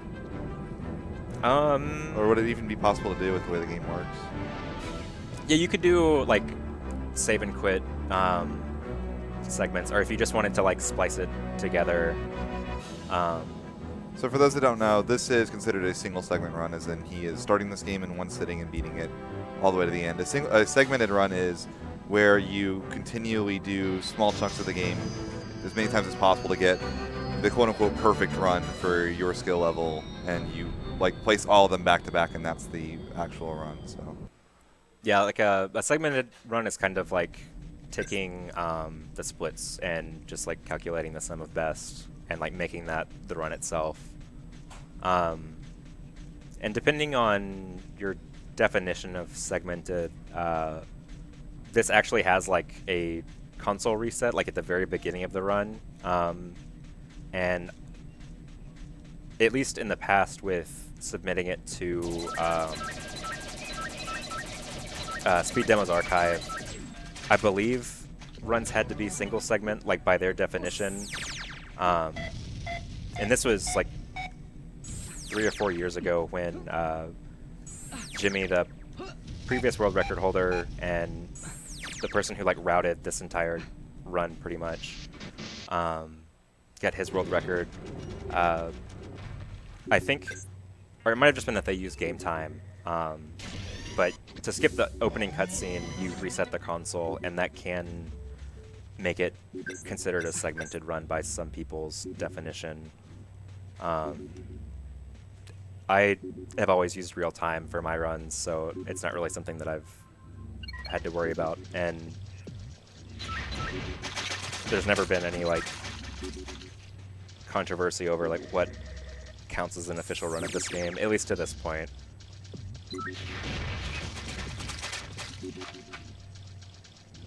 So this is one of the hidden levels that we accessed by leaving the previous level like in a certain exit, and it's, as kind of made clear here, like a lot of the secret levels are just very brief, like almost 1 or 2 room places that might have a weapon, usually have a spaceship part. This one actually didn't, and then have like a couple tribals for you to rescue. And this one actually had homing missiles for Juno, which he is like the only character that didn't have them prior to now. As Lupus got his on Rithessa and Vela got hers on Cerulean. So they both got theirs on their second level. And Juno's on his like 6th or 7th at this point. Do you ever struggle to remember the level names because of playing in Japanese so much, or? Not necessarily the level names. If I run over like a capacity crate for a weapon I don't normally pick up or something, I have to like cycle through the weapons and figure out what I actually picked up. But after playing the English cart for like a year or a year and a half, like I had enough of the route memorized to where... You also often have a lot of them on your splits as well, so that yeah, probably is another reason to, or place to see them. Yeah, we actually didn't know that the... and by we, I'm referencing like the 3 or 4 people that have like put attempts into this game. Didn't know that the Japanese version would be faster, since, at least from what I've seen, like a lot of Rareware games that are speed run or speed ran will just use the English version. Usually, for most Rare games, as far as I know, the English version was the one that came out first, which is part of the reason for that. So you have the extra glitches. I believe the only other Rare N64 game I know that Japanese is faster is actually GoldenEye, because they made it easier for Japan, believe it or not. Which, yeah, that's usually backwards. Yeah. So, but yeah, every other one that I know of is done on the English version. Yeah, so we had no idea that the Japanese version would be faster, especially for that reason. Like, since it came out later, like it would seem like any glitch that could be discovered would be on the English version and not the Japanese version, because it would be like patched out. But Jimmy, who I mentioned, like has probably put the most work out of anyone into... Okay, he actually blew up. Figuring out how to optimize the route and what actually needed to be done to complete each level quickly. He like just happened to order the Japanese version on a whim, I think, because it usually runs for like $10 to $15 on eBay or Amazon, so it's not like a big investment, and it's just kind of like the novelty of having it. Got it and started playing it, and then realized, and this was also back when game time was still being used for world records, so it didn't necessarily even matter at the time, before we just like made a joint decision that we'd start using real time, because he found out that you can skip a lot of cutscenes towards the end of the game on the Japanese cart. So after, I think he had been running it for like 2 years, and I'd been running it for like a year and a half, we started running the Japanese version. And I've been shooting a couple obstacles that I run across, just because I want to be taking damage so that I can do a death warp in this catacomb that has tribals and zombie drones kind of hidden throughout. And so behind some of these doors are zombie drones, and behind other ones it's tribals. And it's always the same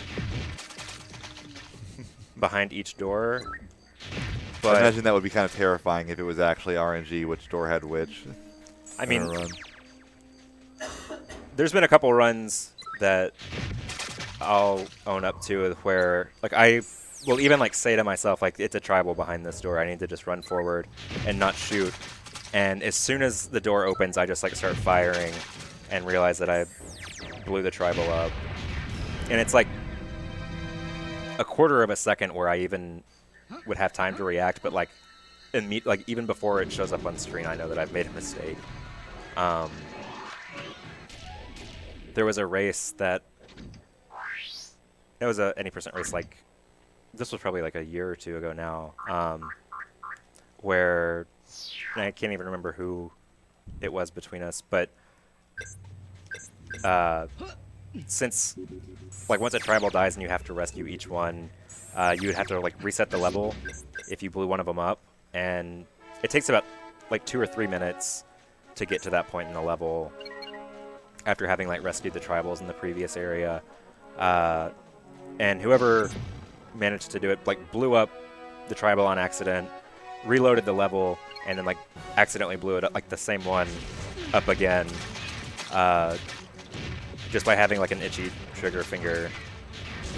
And then I've blown up tribals in that room on accident by being angled a little bit, like shooting at the zombie drone. So like the door pops open, and instead of like being directly in front of the drone, I am kind of diagonal to it, and I shoot the wall instead of the drone itself. And the tribals can take damage from explosives through walls, and I managed to blow one up in the tomb that was next to it on accident. So speaking of diagonals, I notice you kind of tend to run at a diagonal angle a lot of times. Is there any particular reason for that? Is it like, does the momentum stack somehow running diagonally differently, or? Yeah, so the movement speed, like, I'm not exactly sure like what the terminology is behind it, but it takes like the movement speed of running forward and sideways, I guess, and gives you like a pretty significant like boost to speed. I think it's supposed to be the square root of 2 if normal movement speed is just set at 1. So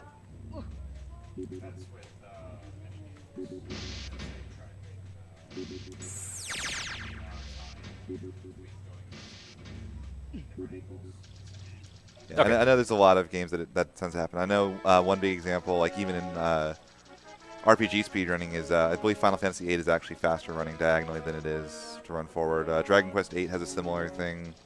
Yeah, it's surprisingly common. Also know that like the way the C stick works, where it kind of like moves you, or the C buttons where you kind of move with that. That might also be another like weird factor, since the game does have a slightly odd control scheme due to not having like dual sticks at the time.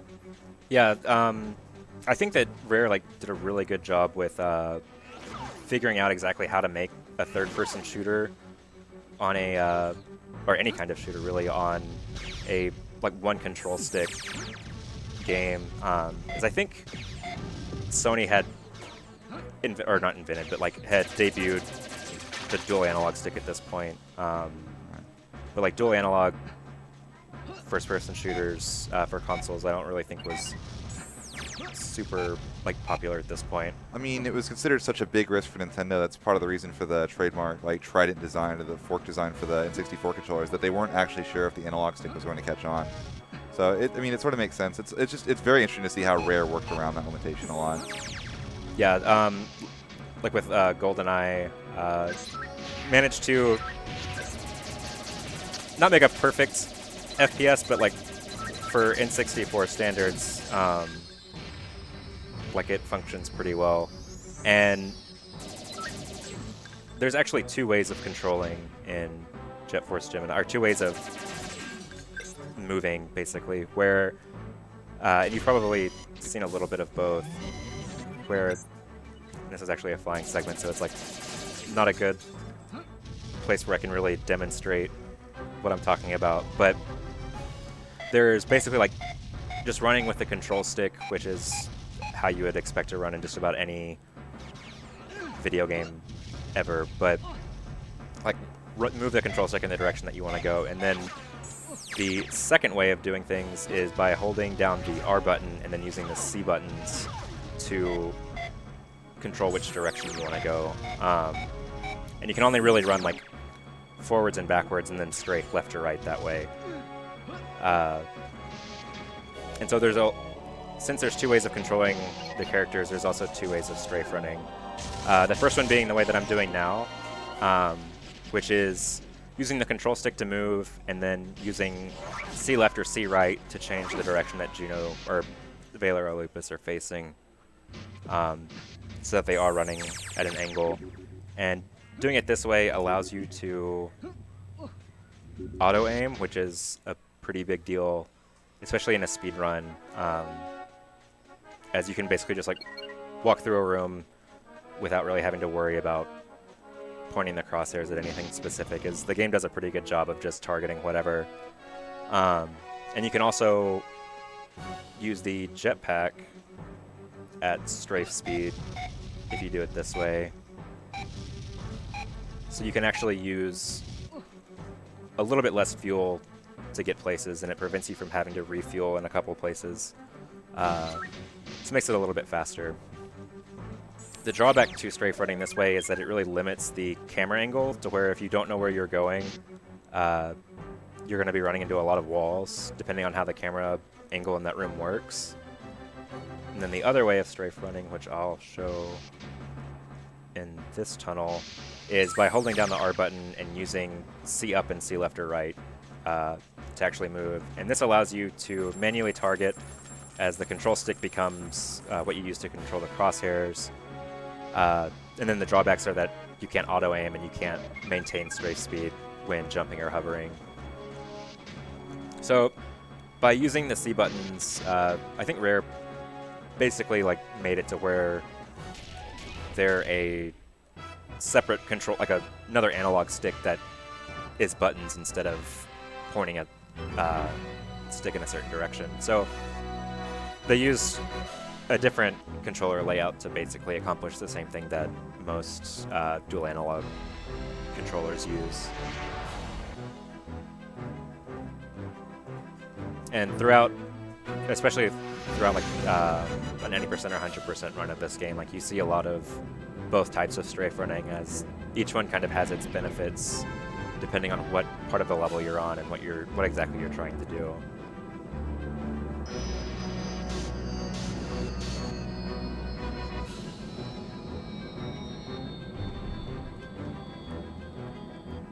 So that ends Juno's second segment. So we'll be switching over to Vela, and she starts on Toffret. I almost went to her second level for this part. And with the routing, like there's some places where it's kind of arbitrary, like where exactly you want to go first. And where to start with Vela here, like there's a couple places that you can choose. The main reason that the route is the way it is, as far as like if you need a key to advance in a certain level, like obviously where you're going to get that key would come first, or where you have to go to get that key would come first. But also, especially on levels that have or had boss fights on them, there's always max ammo for all of the important weapons that are used in any percent, like right before the boss fight happens, or like in the room before the boss fight.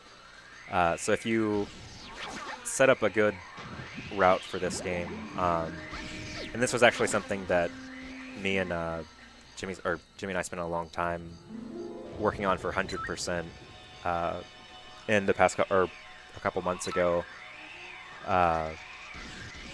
It's like pretty fun actually, like routing and figuring out exactly how to get as much ammo as possible without having to go out of your way, or to where you can save time by making sure that like you're going somewhere where you're going to be getting like full machine gun ammo, whereas like the next planet that you go to, you're going to need machine gun at full ammo like right at the start. So between planets, your ammo does not replenish then? No, so even like if you save and quit, or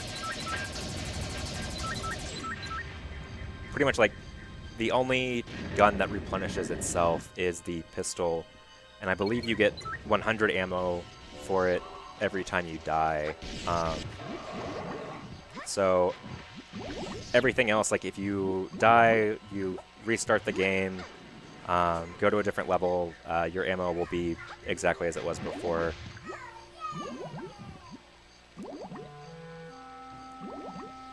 And I'm waiting on Vela to... Okay, there she goes. The momentum, like, in being underwater is really interesting in this game. So if you've stuck around since, like, the first 20 or 30 minutes of the run, this is Gimlin again.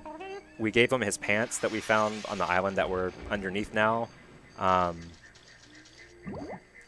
so like over an hour ago at this point, and he still has not put them on. Um, but at least he's like in a secluded space now, to where innocent tribals or people aren't going to be running up and realizing that there's a creepy guy who refuses to wear pants inhabiting this planet.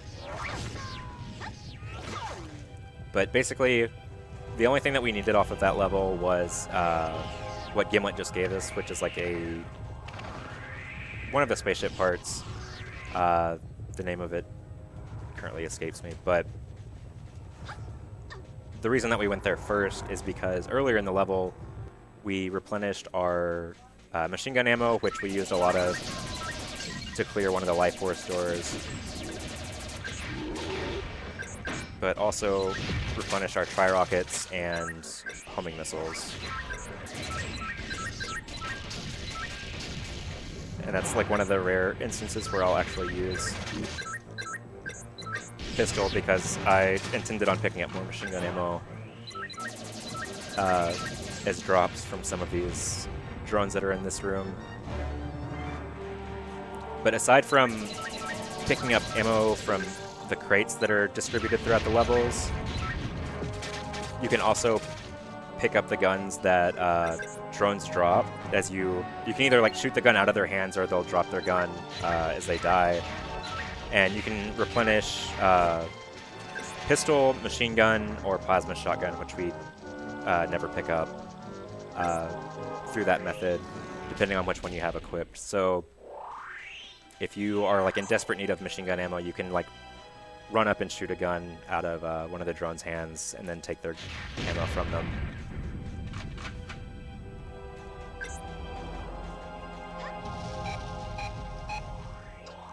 And so when we were here as Lupus, we explored this worm's, like went from its head all the way, like, I guess it's to its tail end. But in this part, we're actually going into its brain, which is somehow like really far removed from the rest of its head. Like its mouth was several screens before this part. And we're like continuing to go even further away from its, where I would expect like any, or like almost anything that's not like bacteria's brain to be.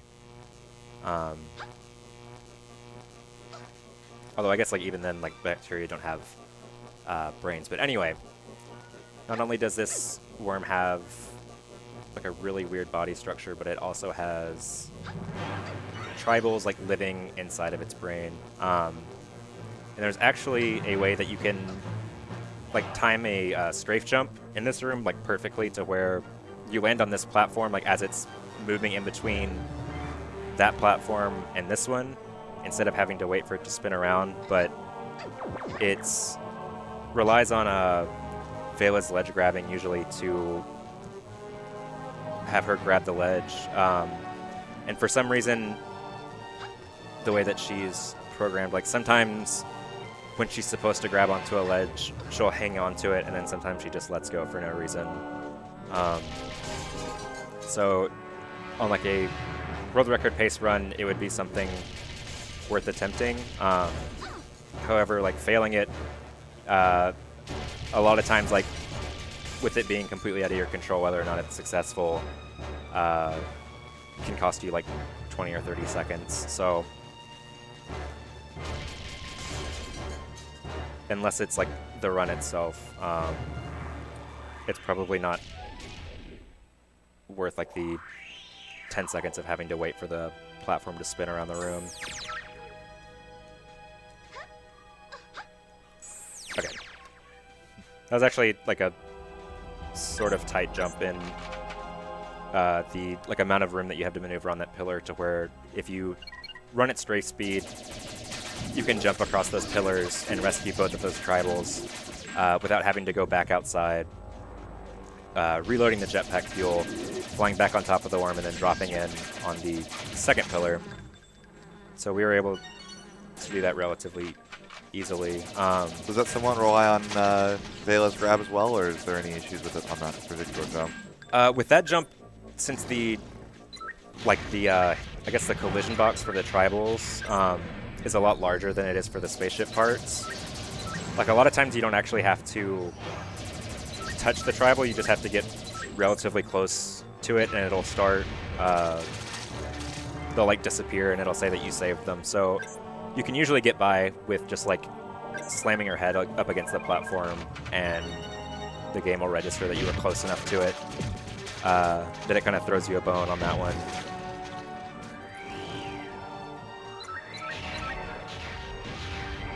Whereas with that spaceship part, it's like a little bit of a ways onto the platform itself, to where you have to like pull yourself up onto it and then grab the spaceship part.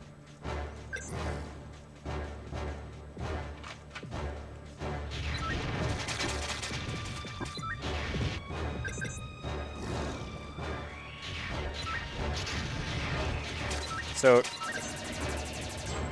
we've been through just about all of this area is Lupus previously, but we come back here as Vela because one segment of this level requires her to go underwater, which Lupus is unable to do since underwater diving is Vela's like unique character talent that she has. How much damage does that lava do to you? Are you setting up for a death warp here, or is that... Yeah. At the end of the underwater portion, instead of like having to swim a long ways back, I try to take a little bit of extra damage so that I don't have to use all of my tri-rockets in case for some reason like I don't have enough to do enough damage. But when you have the armor upgrade that the jetpack gives you, or like just the upgrade from having defeated Mysar 1, the amount of damage you take is about like 1/5 of your total health at this point. So like I took about 40% of my total health by hopping in the lava twice.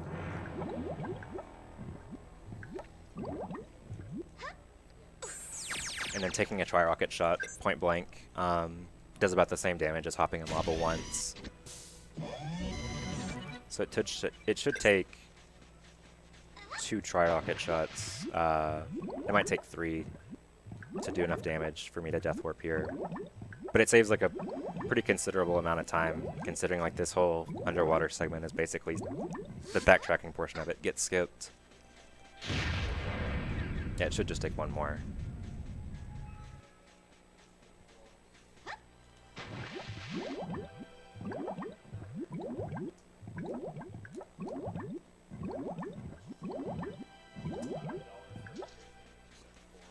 And then the items that Vela grabs here are the blue key, which is used to access like some of like the later, like the last levels of the game, as they like have usually like the strongest enemies and require like a lot of ammo for a lot of the like high DPS guns.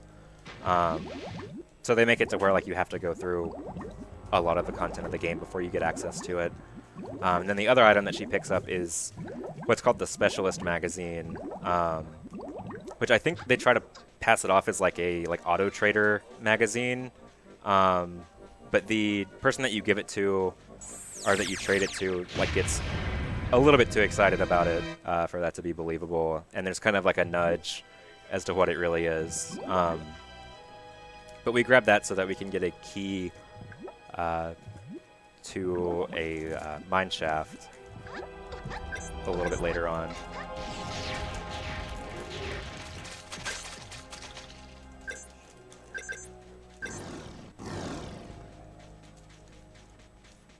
And I'm going to shoot... There's not a life force store here that I need to go through, but those 2 flying drones are notorious to me to just like manage to shoot those 2 tribals that I try to land on when they're aiming at me while I'm falling. And this level takes like a really long time to go through in the first place, like getting all of the tribals. So, and this is like the very end of the level. So had those tribals died, or one of those tribals died, the level would have had to be repeated, and everything up until this point would have to be done over again. So like an extra 7 or 8 minutes probably. So it's not only very difficult to do this at times, it's also incredibly punishing. Yeah, and there's a couple places in the game where it's just kind of like fingers crossed. I really hope that this game doesn't just try to ruin my run. There's like one level coming up where the room that you go into is shaped like basically like a funnel or a cylinder, and you come in at the bottom of it, and there's 3 tribals that need rescuing like at the very bottom, and then one like a little bit higher up, and there's like a small chance that any drone will just randomly pull out a grenade and throw it at you, and that room just like funnels grenades to where the tribals are standing. So if any of them happen to throw a grenade, like it's usually a reset, because it'll almost always find a tribal.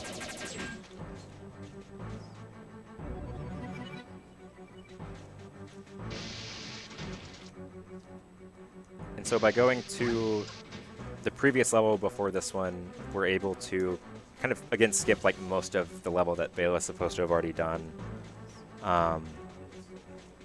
Like at this point, she's only supposed to have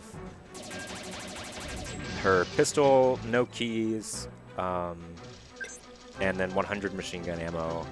But we already have like homing missiles, tri-rockets, and her sniper rifles, so we just kind of like breeze through here.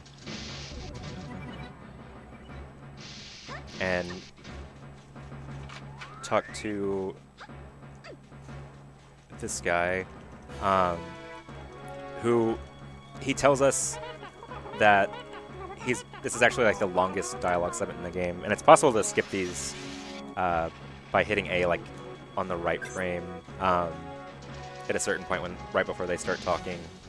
So you can manage to skip text sometimes. But that NPC just explained to us that if we like meet him on the next level and give him enough money, he'll give us a tri-rocket launcher, which he's already done. So it's like we're talking to him from the future, since he didn't the game doesn't anticipate you having already gotten it from him and then coming back here and talking to him again. Because a lot of times, like once you talk to an NPC and they give you the item that they're supposed to give you, they disappear from the level, so they don't just like repeat the same dialogue to you.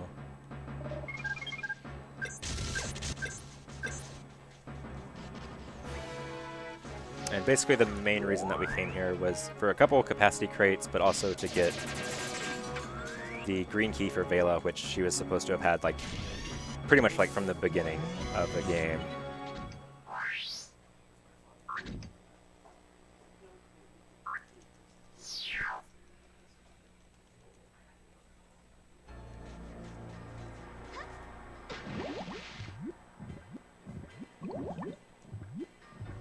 And then this is another one of the hidden levels where there's not really like a lot of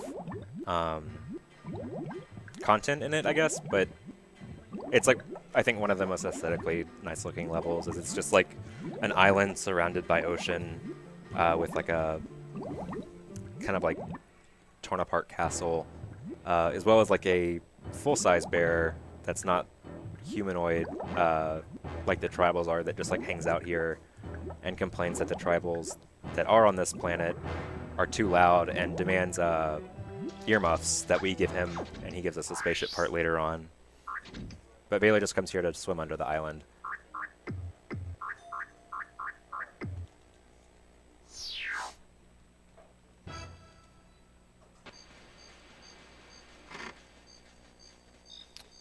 And so now we're back to the first level in the game, which Juno completes like the basic part of it, and then both Vela and Lupus come back here a little bit later on to get to like some of the most actually like difficult levels in a casual playthrough.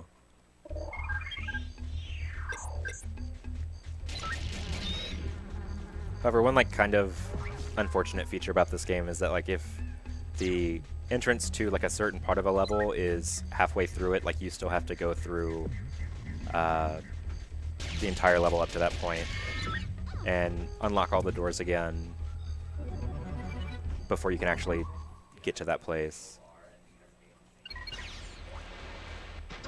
So fortunately here it's actually not that long of a trek, as it's just like this tunnel underwater here. When Lucas comes here, you have to go through quite a bit of the original level to get to his part.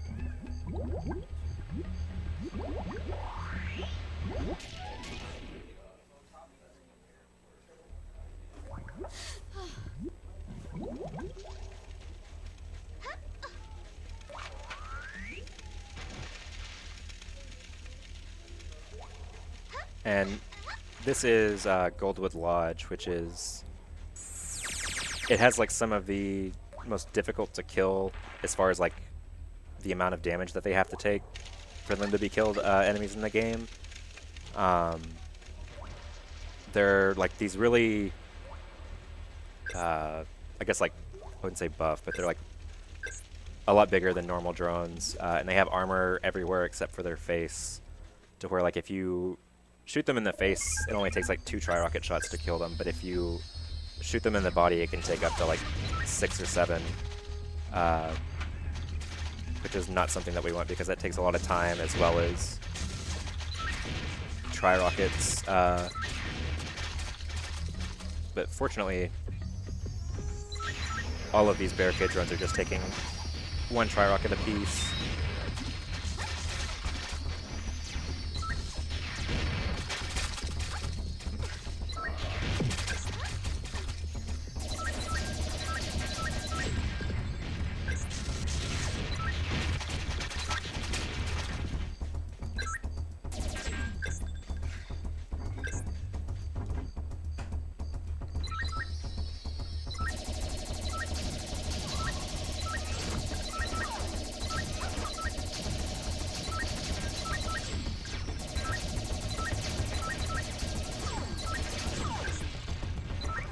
So with this room, it's basically just all of these flying drones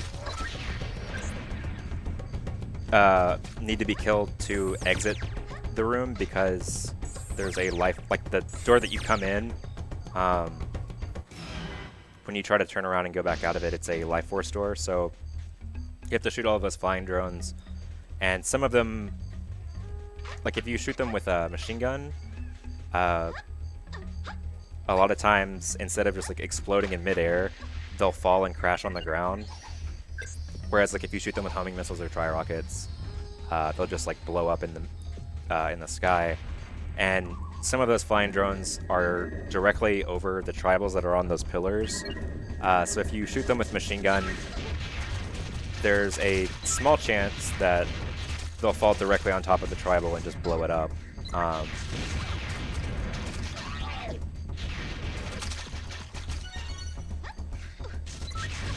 So it's definitely better to be pretty safe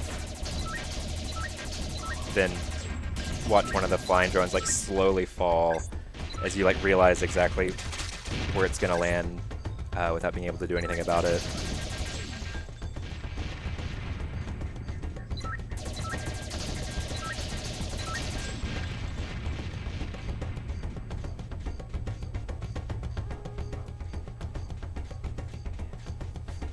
More pair of flying drones. Unfortunately, only one of those big guys really took more than 2 tri-rockets, I think. Sometimes like you can think that you like definitely shot it and did enough damage with like 2 or 3 or even 4 tri-rockets, and then he still just like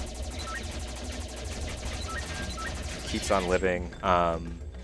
Is that due in part to the like kind of spiral angle, like just the splash damage sometimes is inconsistent, or?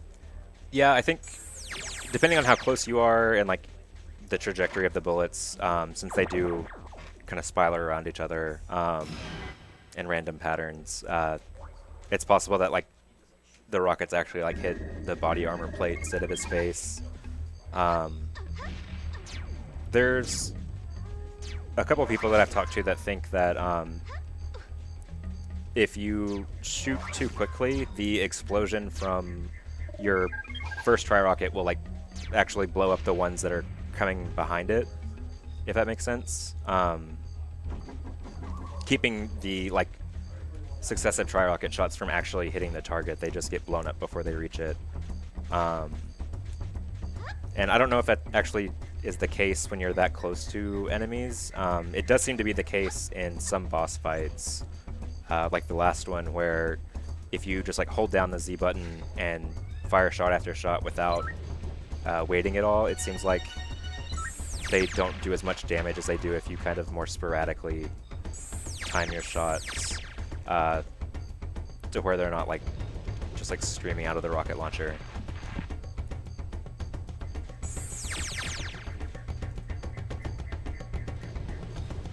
So we'll grab one more. Oops, I went into the wrong building. Grab one more tribal and then another ammo crate. And then head our way to the spaceship that takes us to a like an actually unfinished level in this game.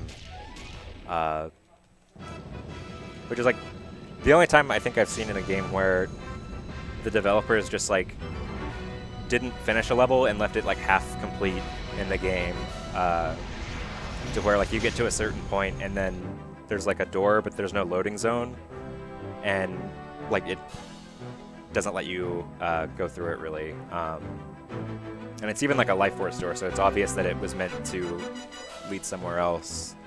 But instead of scrapping the level entirely, the designers just like left it as is. Which actually we won't be seeing it just now, because we will come back to this level as Lupus, because it's a little bit easier to navigate since he can hover anywhere.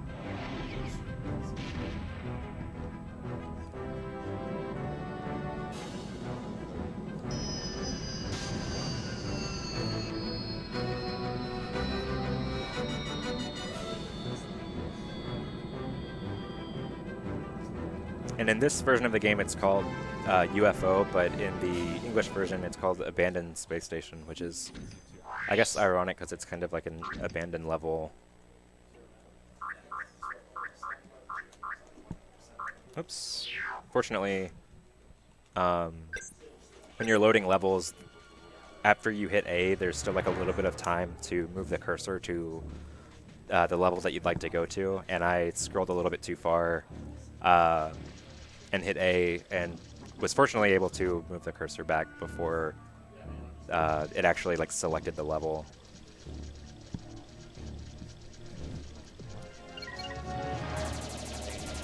So if this game ever, or if this speedrun ever reached like a ridiculous level of optimization to where like milliseconds were all the time that could be saved, you could probably like hit A as soon as the map screen opens and navigate to the planet that you intend to, like with the screen fading to black and getting to it before it decides which level to load. And I'm not even sure where this last drone is.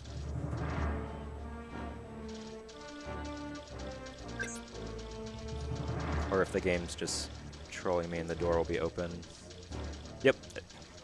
So that's an instance where there's a drone that might not be completely dead or have faded out yet, and you can search like the entire room and then come back and realize that the game was just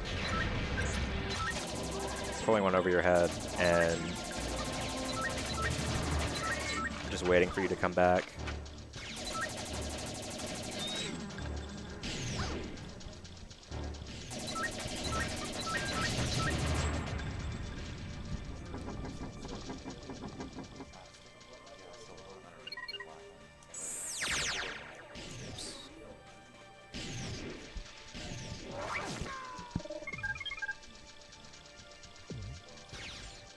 So I like this last room because it actually has a drone that's body blocking the door, but you can just like squeeze past them, and it's not a life force door, so it doesn't require you to kill anything.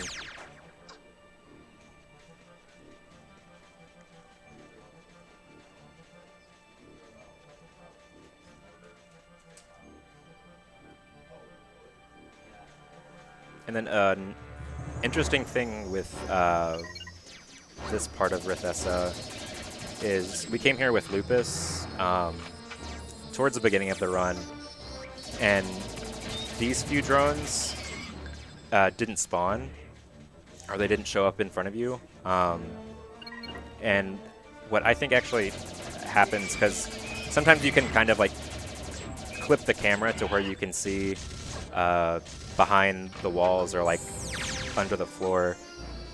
Those drones actually spawn, but if you are playing as Lupus, since his character model is a lot lower to the ground, or is like his center of his character model is a lot lower to the ground, the drones usually spawn like relative to your height, it seems like. And so they spawn below the floor of the level and never actually show up. And fortunately, they're not. You don't have to kill them to unlock the Life Force door. Otherwise, that would be just like a dead end.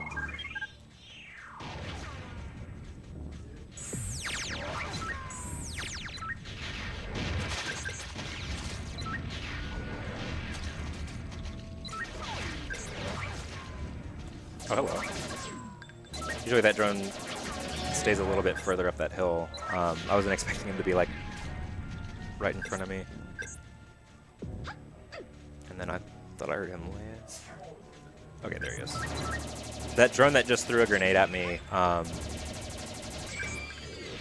he's kind of finicky in that sometimes he stays up there where he was when he threw the grenade. Sometimes he jumps to the platform that's like a little bit lower on the hill. And then other times he just decides to end it and like jumps off the cliff entirely. And he is one that triggers the Life Force door, so if he falls off the level, it counts as the drone dying once the game like recognizes that that's what happened. I have had situations where the drone like starts falling off of the level and then somehow gets stuck on the wall, like partially out of bounds, and doesn't die and just like stays there and isn't really killable. And keeps the Life Force door locked, so that you have to like die and reload the area, and then the drone like spawns by the door. And like the first couple of times it happened, I was really confused, and then eventually like I jumped off around the place where he does, and like just saw him like hanging out on the side of the level. So this is a room that I mentioned before, where there's a bunch of tribals at the bottom of the room, and then a bunch of drones that will throw grenades at random. And had that drone like thrown the grenade at me, as soon as I walked through the door, there would have been a pretty high likelihood that it just blows up one of the tribals, forcing the level to restart.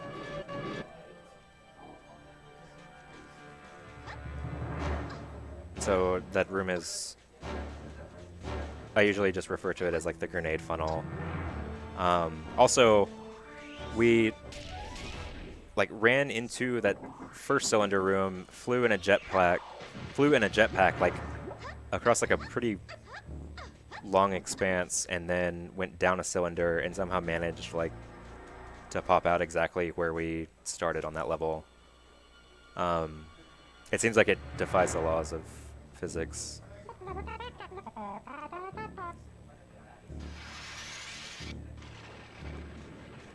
So that guy gave us the mine key, which we traded the specialist magazine for.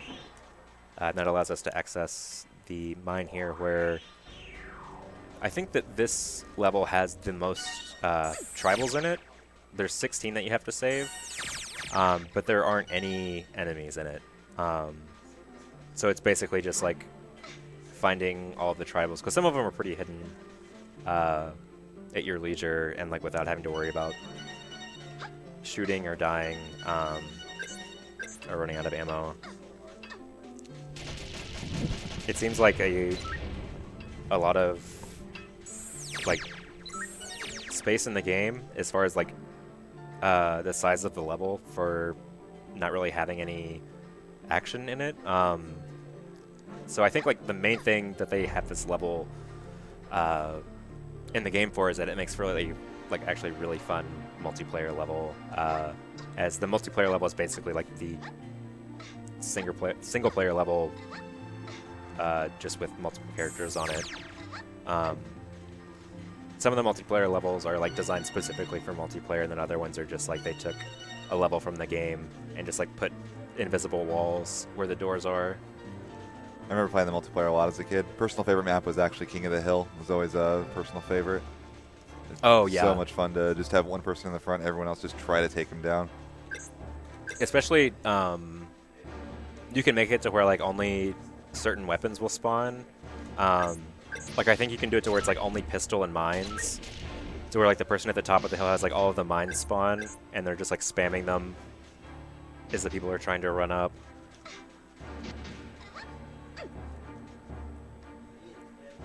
There's several really good multiplayer levels, and then there's also a bunch that I have no idea like why they would be included. Like one of them is the first room on. That's interesting.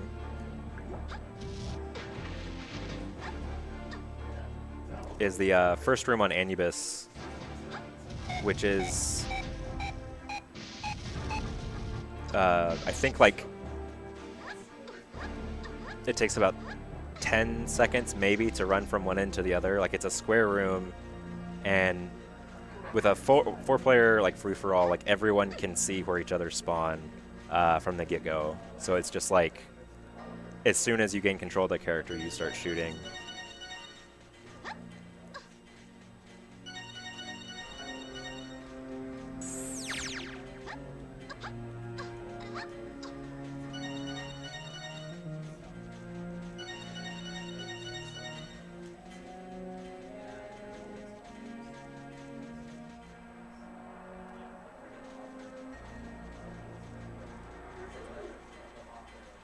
And I think this tribal is, aside from the ones that can actually talk to you, the biggest one in the game. Like that's the biggest tribal that you rescue. I don't know, it's never explained like if they just like keep growing their entire lives, or if some of them are just like bigger than others. Because like there's like some tribals that like seem like they'd be adult ones that are pretty small, and then there's that one which is like bigger than the characters that you control.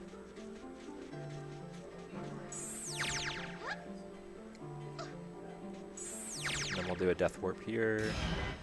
Thankfully you stay as a tribal for the death warp. And the reason that we turn into one is the NPC that we run up to in this next room.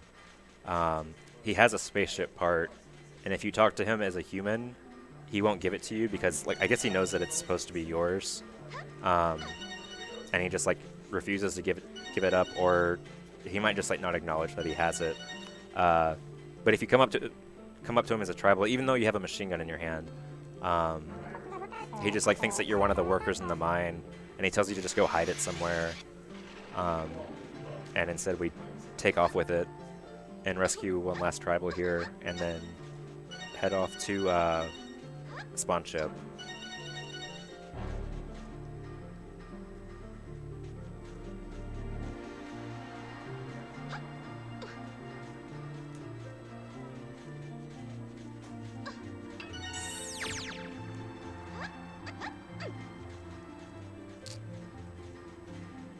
But yeah, no enemies, but the most tribals in the game. Really weird dynamic there. And unfortunately, we don't stay as a tribal for the rest of the game, despite never like transforming back into one or back into a person.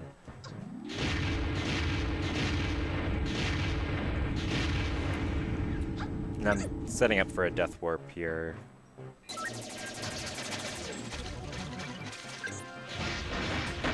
That should be enough. So how exactly does the continues and game over situation in this game work? So for each like section of a level, Spawn Ship only has like one actual like region in it. You get 3 lives basically. So like the one that you start with, and then 2 continues. If you fall off of a platform and like go out of bounds, or like void out, or you lose all of your health, you'll respawn like at the nearest, like at the loading zone entrance for where you came into that area, and you'll keep the same amount of ammo. Oh, I guess you do that anyway, but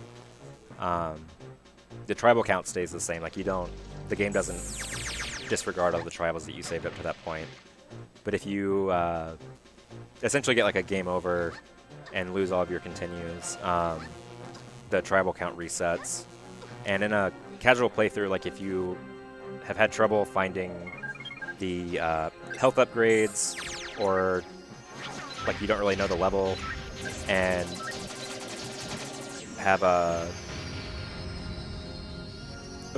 like taken damage from grenades or something that drones have been throwing, or explosives. In some places it's pretty easy to run out of continues without being really careful. So, and it can be, like, especially if it's like a longer level, it can be pretty frustrating to have like gone through the effort and like lost 2 lives trying to complete the area, and then have to do it all over again because you accidentally died. And a way that it can come back and bite you in a speed run is it also means that you can't death warp 3 times in the same area, or on the same like region of a level. And there's been occasions where where there's 2 death warps, like on Juno's 3rd level, he does 2 death warps to get out of like having to navigate in the underground like sewage area. And I've like accidentally died at some points on that level, just because like I took a bunch of damage coming into it and wasn't paying attention. I don't think that there's any place to like void out there, but we'll have accidentally died and have just completely forgotten that that happened and not pay attention to the amount of continues that I have, and then do the death warp and not respawn where I thought I was going to, and be really confused, and then like do a face palm like after a couple seconds once I realize what actually happened. That's probably happened more times than I'm willing to admit in the same area.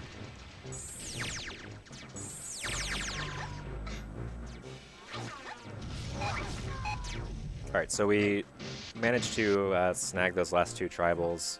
The drone that spawns on the ground in that room is a ninja drone.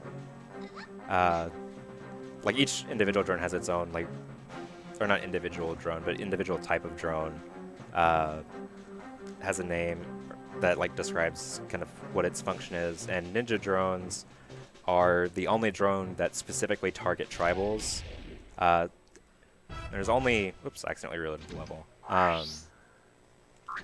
There's only, I think, 4 of them in the game. There might be 5. But in rooms that they spawn in, like, you need to like make sure that you either like make a beeline to where the tribals are, or are we just waiting on me to die? Yeah. Or you kill the ninja drone. And in that room, I've had one of the tribals get shot, but I've never had them die. Because some of them are pretty tanky and can take like a shot or 2 if it's not in the face. But a lot of times, like, you have to body block where that rhino or that ninja drone is running, because he'll start shooting, and the tribals, being so excited to be saved, like run out directly into the line of fire and seem almost more eager to get shot than they are to be saved.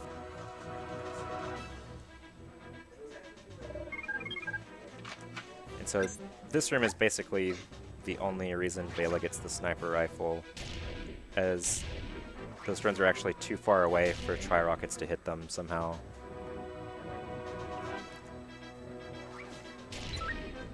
Like, the rocket will reach them and explode where they are, but won't do any damage. I'm not really sure like why that's the case. Where's that last one? Is he surrendering? Yeah, so just like there's a random chance that a drone will just like pull out a grenade and throw it at you, they can also randomly just like throw their gun up in the air and put their hands up and surrender, which is not doing 100%. The tribal's over here.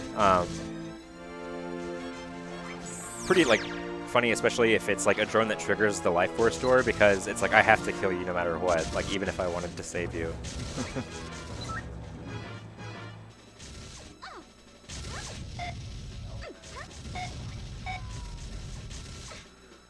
And that's just an RNG chance, like 1 in X number of drones will do that? Yeah, it seems some are more likely to do it than others, so I don't know if it's just like a set value across all drones. But, and I'm not even sure like if I could put a percentage on it of like the likelihood that it'll happen. But it's enough to where like you see it probably like 6 or 7 times in an any percent run. But a lot of times, like by the time that you would even recognize that the drone was surrendering, you already shot at it. And this is the Big Bug Fun Club, which is a nightclub that like was randomly put into the game, complete with like a DJ that has, I think it's like 4 different tracks that he plays, and you can like walk up to him and like ask him, or he asks you like what you want to hear. Although I think like the track that plays by default is the best. Also love how you killed the entire line to get into the club to get into it. Yeah, like except for the 2 bouncers, just because those guys take a little bit more than machine gun fire to kill usually. Yeah, sometimes I guess just like depending on how I'm feeling or like what my ammo situation is, like you can blow all of those drones up or like just mow them down. But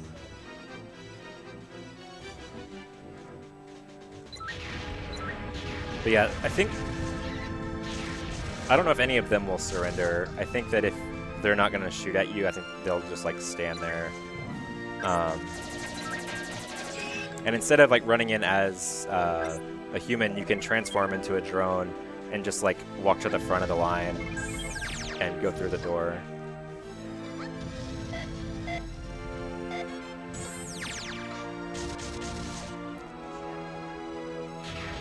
However, if you start shooting at them as a drone, I believe they'll start shooting back.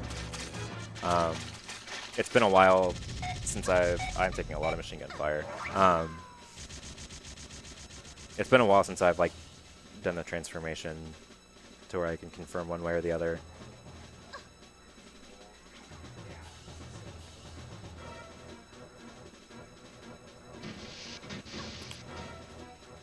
So Floyd, you said earlier in the run, you said he can be controlled by the second player pressing start, right? Has anybody ever messed around with the co-op route for fun, or thought about like where that could help, or would that pretty much be just pretty useless? It would definitely save time if there was like thought put into like which side of this, like if people split like left side or right side for rooms where there's like a lot of enemies. I don't think that there would be any like major time saves other than like maybe like 2 or 3 minutes to the overall runtime. Floyd is used in the low percent route because since he's made available like no matter what you do, like he's content that you have to unlock to advance the game. He's fair use for low percent, and doing that category is basically controlling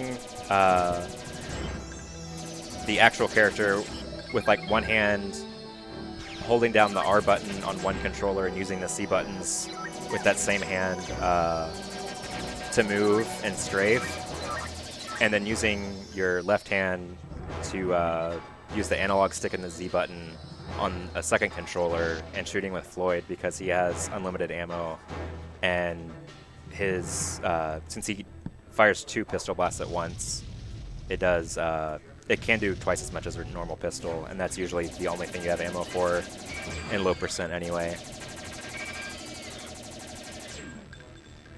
It's a category that I have only done officially once because I attempted it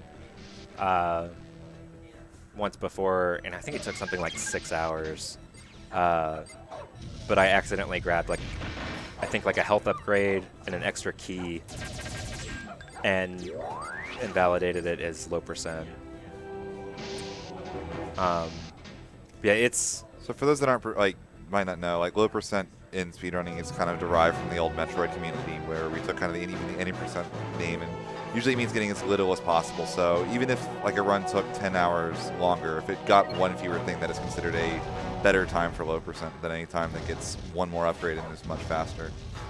right, with any percent just being beat the game, get to the end credits, any method possible. If you want to collect certain items, you can.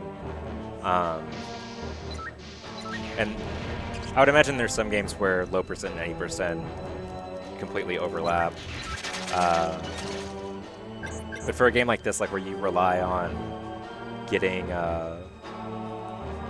pretty much every capacity crate that you come across for homing missiles, tri-rockets, and machine gun, and not even getting to pick up homing missiles and tri-rockets for some characters, it's pretty different, just running around with the pistol and some machine gun ammo versus running into a room and spraying tri-rockets.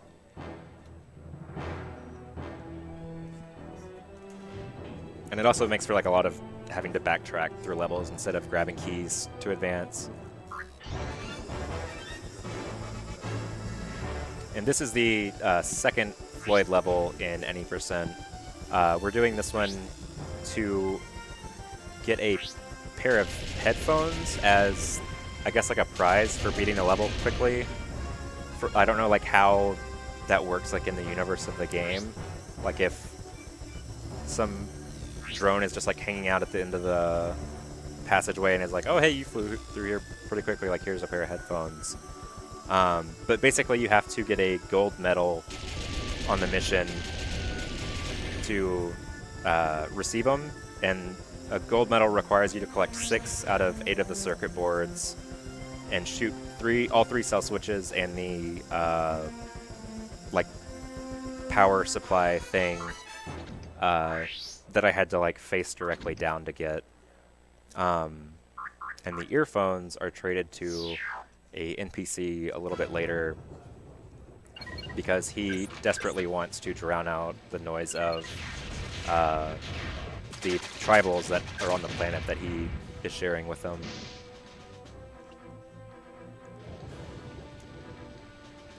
So it's kind of a nonsensical trade-off of items for you to get a spaceship part, but whatever floats this game's boat.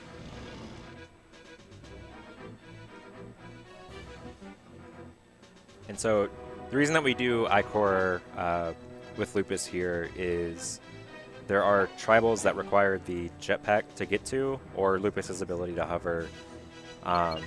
So coming here as Vela, we weren't able to reach all of the tribals.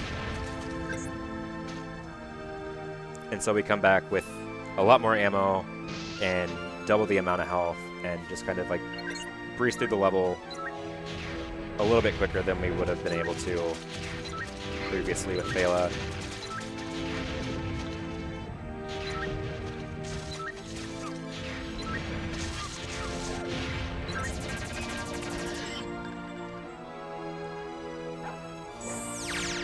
Tribals conveniently placed next to a explosive barrel.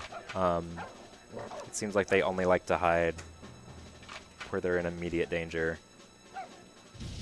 And in the next room, there's actually one tribal in particular that has a small % chance of just being shot for no reason by one of the drones. so it's always worth like being extra careful. For a long time, I like kind of took a chance in this room with like leaving the drones alive and picking them off in a certain order. Like the second drone that I killed in this room was a sniper drone that was right here in front of that tribal, and I used to just like normally like leave them alive and shoot them as I was approaching the tribal, and it got to where sometimes he would just like randomly pull out a grenade as I was shooting him, and the auto-targeting in the game prioritizes grenades over enemies. So it would shoot the grenade in his hand and blow it up and blow both the drone and the tribal up.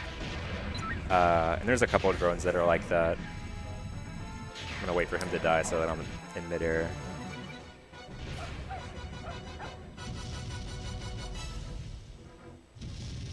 So there's definitely like a couple rooms that I have completely avoided kind of YOLO stratting to where I would save potentially like a half a second for a 10% risk of losing a run 2 or 3 hours into it. Right, and again, if one of these tribals gets blown up, it's multiple minutes you'd be losing, right? Yeah, so like if a tribal happened to die in this room, it would probably be like a 6-minute time loss going back through the entirety of the level. Oh, I actually missed that. Fortunately, that should be enough. I'll come back and get you later.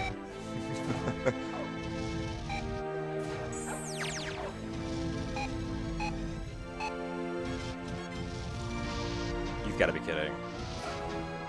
I'm going to come back and get you later still. I'm just going to reload the room instead of going back to the fuel pad. Lupus's hatch key spaceship part is through a door up to the right over here. There we go. And something that kind of threw me off there was I'm not used to having jetpack fuel, and Lupus's hover starts separately from the jetpack, so it was a little bit difficult like timing exactly when the fuel would run out and then letting go of the C button and hitting it again to like restart his hover. I don't know what made me miss the platform the first time though.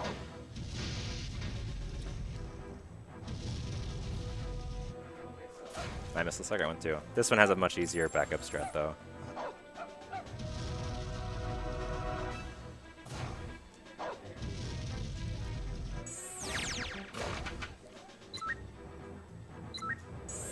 The guy that ran at you earlier? Yeah, that one is. The last one. And the drone that was in that room is a ninja drone, so if you don't kill him, he'll start chasing that tribal around that follows you. And I think it was in my like low percent run actually. I killed that ninja drone and then like watched it fade out and then turned around and it was like back. And it like was something that had never happened before. It just like showed back up, started shooting, and then ran through a wall like out of bounds and never came back. And I like have never before and or since seen a drone like just respawn on its own.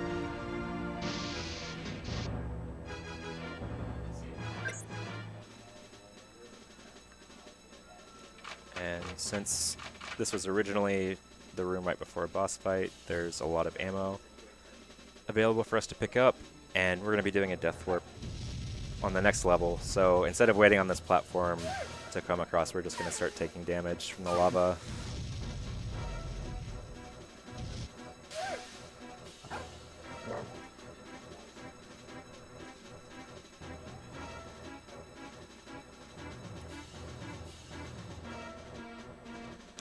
So how'd you go about learning the route for this game? You said your first time completing it was actually in sort of kind of a mini run.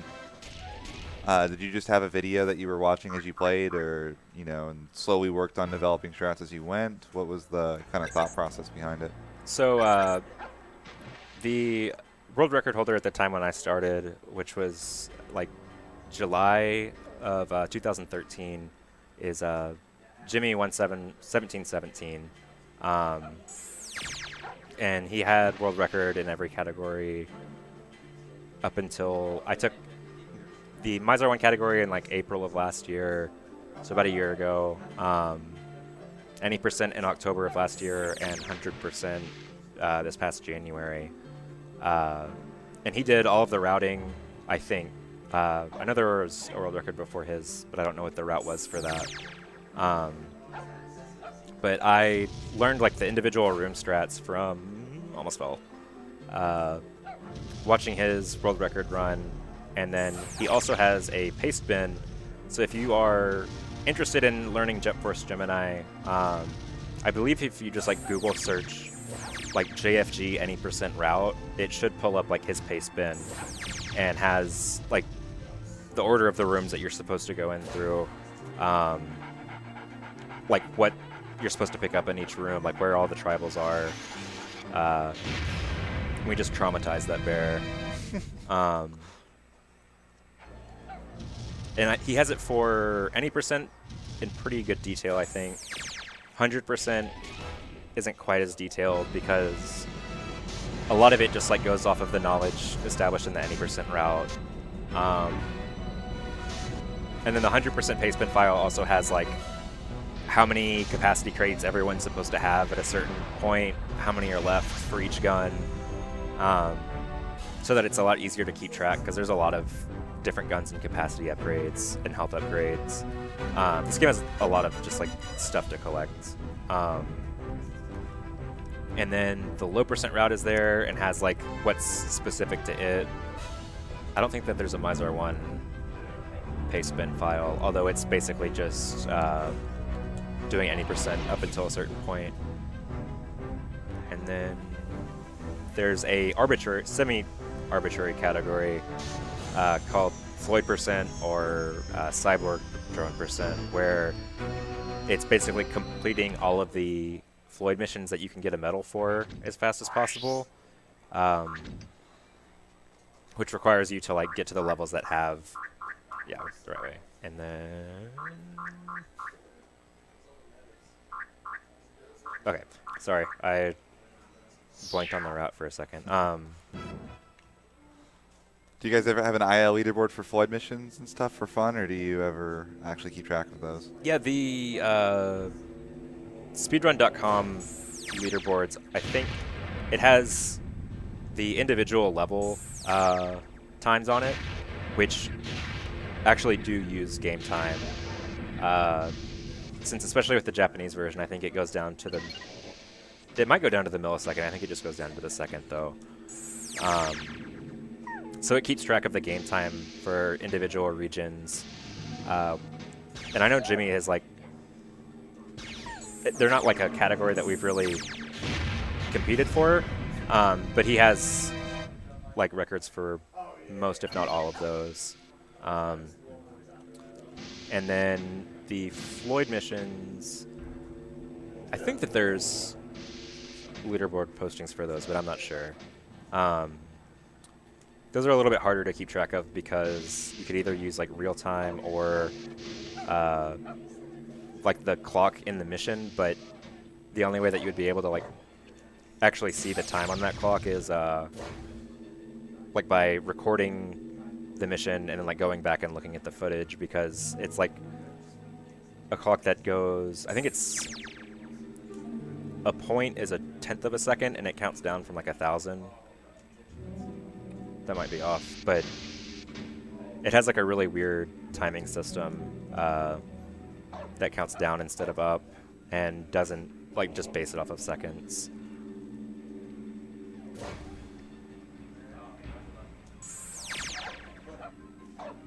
But I was really hoping the Rare Replay version would have like leaderboard functionality in it, to where like individual levels could be posted or like game times could be posted, kind of like how the more recent Resident Evil remakes that Capcom's been doing have had, even though Right. those have been kind of hacked to where like people are posting 1 minute Another times. good example is like the Mega Man Legacy Collection that came out last year on like PS3 and PC, where it's got a bunch of challenges and little things and leaderboards where people upload their replays and stuff too.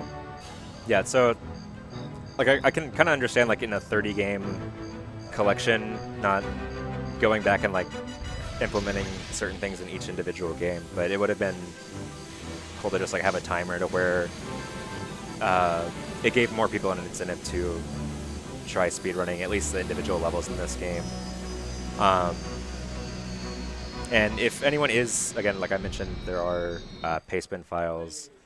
If you're interested in Jet Force Gemini speedruns, I would definitely recommend checking out. I don't stream very much currently because my PC's out of commission, but Jimmy1717 or 1717's another really skilled Jet Force Gemini runner, and then there's one or two people that have begun running it. Very Sydney started running like a couple months ago, and she's pretty quickly like reached the 3rd place on the leaderboards. And as I think she's the only person that, aside from me and Jimmy, to break 4 hours, and I think she did it on English version, which is an extra like 10 minutes. So had she been playing the Japanese version, it would have been like a 350. So it's definitely a pretty small community, but it's one where if you're looking to get into it and you need help figuring something out with the game, either myself or other people that run it are usually like available and more than happy to have, like ecstatic just to have someone running the game, and even more so like if they're trying to improve and like get input on different strategies and stuff.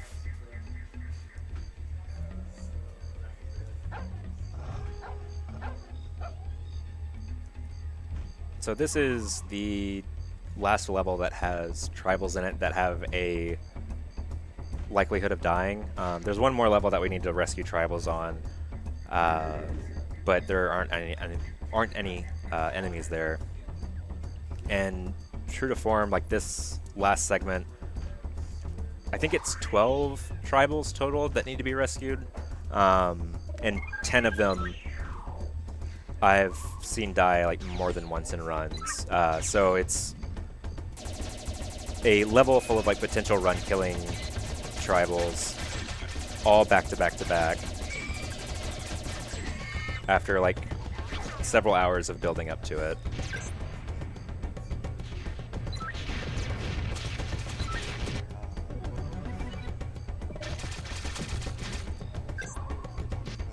But hopefully, by playing safe, we should be able to avoid at least any errors that are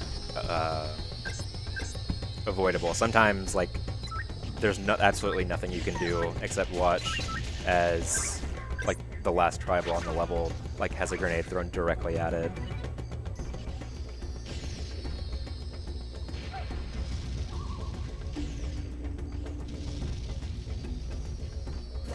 That was an instance where the amount of stuff in the, not necessarily in the frame, but that had been loaded almost caused enough lag to where Lupus lost too much height in his hover.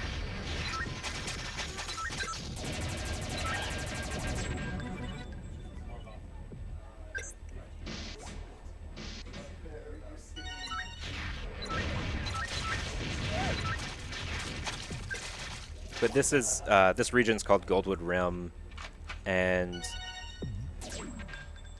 I have a FrankerFaceZ Twitch emote that is "Don't Salt the Rim," because this specific like level has had many instances where it's left me really salty and like questioning why I run this game, which hopefully won't happen today, but it's like a picture of a margarita with the planet design instead of a lime slice on the rim. Which, not to toot my own horn, but I thought was pretty clever. and I think it's like probably the most relevant one to the game. As like I've talked to people who like remember playing this level and giving up at certain points just because starting essentially with this room, there's a tribal on a platform behind me, and I've had instances where like I walk into the or roll into the room since I'm in a tank, and suddenly like the counter shows up that shows how many tribals I have, and it shows that one of them accidentally died, and I'll turn around and the drone that spawns next to that tribal will have either thrown a grenade or just like tried to shoot me, and somehow managed to miss so much that he shot like behind himself and killed the tribal. Those two, and then the next one are, I think, the only ones that are actually like completely safe from getting killed.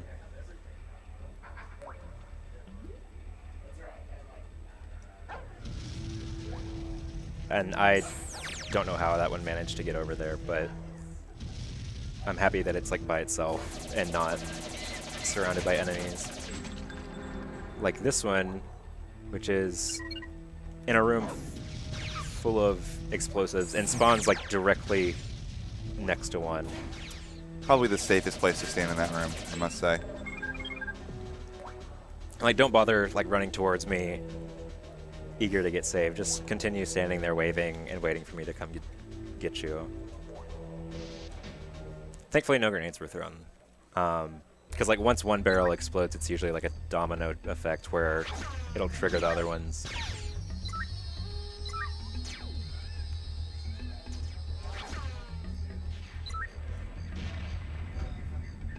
And it's actually possible to skirt out of bounds here by jumping at the beginning of this area onto a box and then onto one of these hanging trees and then kind of on to the top of like the tree line that makes the border.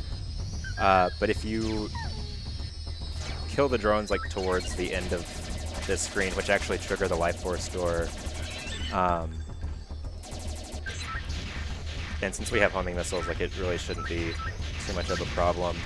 The amount of setup that it takes to go out of bounds and skip the life force door isn't really any faster than just killing the drones in the first place. So, to me, I'd much rather just kill the drones, just because it's still possible to like lose enough altitude from losing height or from the game lagging to where the trick to get out of bounds just doesn't work. So the game normally runs at 30 frames per second, or is it kind of a little bit below that, like some N64 games tend to hover? I would think 30, but I've heard 60. But it seems like it shouldn't run that fast, and especially since the like text skips and animation skips on weapon boxes are supposed to be frame perfect, and they happen still so frequently that it seems like it can't be like a less than a 0.5%. Or I'm trying to think of like what a 60th of a second actually is. But like that tiny fraction of a second seems like not enough time for it to be that frequent of a occurrence.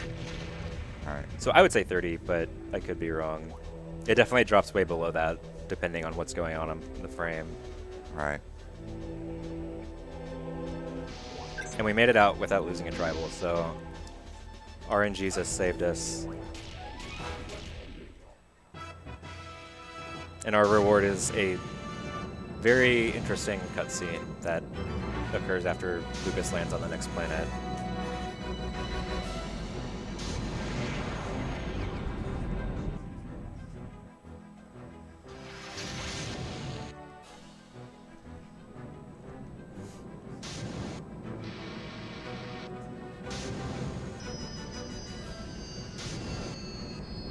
This level is designed around a mini game, and I don't know if it's ever explained like why you're doing it in the first place until like after you've successfully completed it.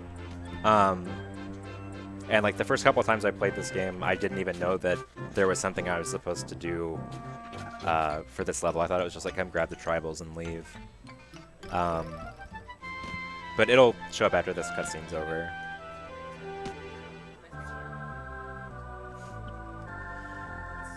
Good time for a quick donation.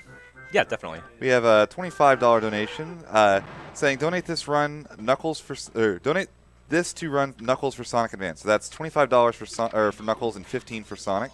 That puts us at $200. And Turning Locator has just said that if we get to 500, they're going to chip in another 100. So let's get those donations in. Every little bit helps, whether it's $1, whether it's $2, $5, $10.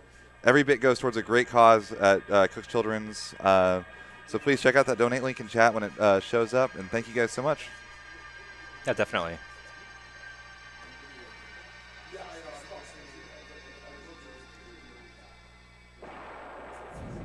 And that's for Sonic Advance 1? Yeah, Sonic Advance 1. So again, the other options, if for some reason Knuckles or Sonic isn't your cup of tea, we do have Amy and Tails, and Kirby Master can run all of these. So.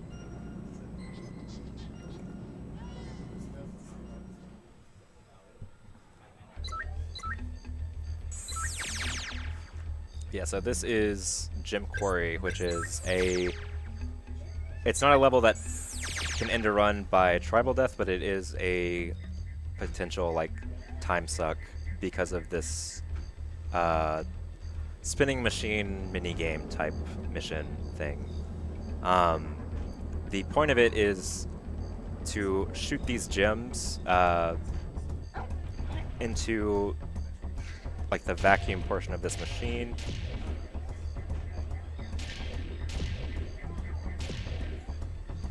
And hope that they don't spawn the way that they did to where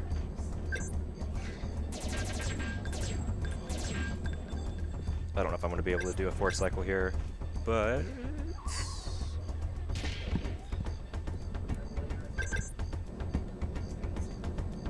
no, I don't think it's happening. But basically, what you're trying to do is shoot these gems into the machine to where it sucks up like up to 4 at a time, or 4 for each time this tribal that's up here visits the mine and then like makes a return trip. He'll always have 4 gems, which he drops like directly below where he is, that we try to shoot into this machine, and the machine will incrementally like lose power as it spins around, and it loses, it seems like about half of, like it loses about 2 gems worth of power in each rotation. So if you don't get at least 3 in, the best I think you can hope to do is break even as far as it powering up.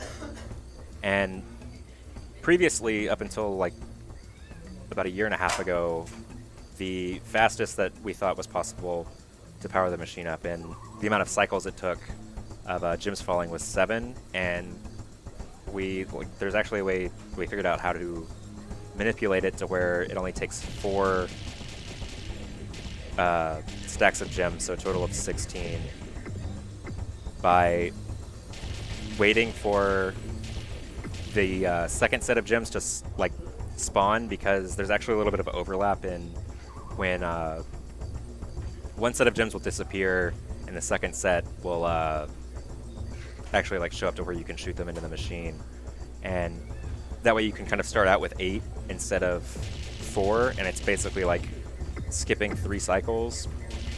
However, it relies a little bit on RNG so that the gems fall in certain places and are fairly cooperative, and there's a spot that's like right about where my crosshairs are, where there's like a little like mound on this surface, and if a gem is on that spot, instead of, and I think you saw it with 1 or 2 of these shots, instead of kind of going in a straight line,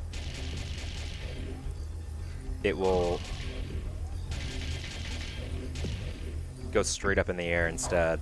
I'm actually surprised that triggered it since it took a long time for that last one. I think that was something like a 6 or 7 cycle. But there's like a random little like bump in the ground, and if a gem spawns there or lands there, when you shoot it, it'll just like fly straight up in the air and can go like take the exact same path that all the other gems went and like land right next to them, or it can go in pretty much any direction. However, the game just decides to mess with you on that particular attempt. I've had it to where the gem actually, like I shot it with the bullet going towards the machine, and the gem ended up behind me without hitting like any walls or anything. It just like flew backwards. So it's definitely like a part of the run where you're at the game's mercy on how the gems land. There's a certain degree to where you can like make do with a bad spawn, but in an instance like that, there wasn't a whole lot I could do based off of where they landed. And it's really like one of the last things in the run where there's a high like amount of like variability in the time that you can get, since it takes about 30 seconds for each cycle.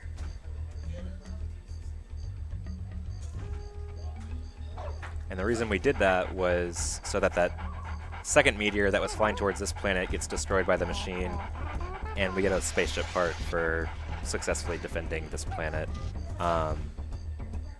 Because otherwise I definitely wouldn't have done that. And that is the last spaceship part that we have to go out and collect. The last one that we get is withheld by Jeff, the leader of the NPCs that we've been saving. And hopefully we haven't missed any to where he'll fork it over and let us go to the last level once we talk to him.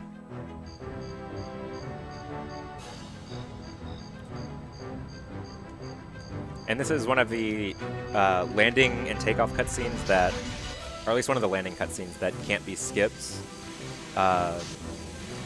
If it's something that, like, you have noticed since around like the Mysar 1 fight, a lot of the landing cutscenes on each planet have been skipped since about that point. Since a lot of the levels are being accessed through the map screen instead of like going through the levels linearly and having the game decide what planet we go to. And in the Japanese version, what causes cutscene skips is if you load a level from the maps, or from like the level select screen, instead of having a ship take you on like a linear path, which happens when you leave secret levels like we just did, which is why we weren't able to skip it.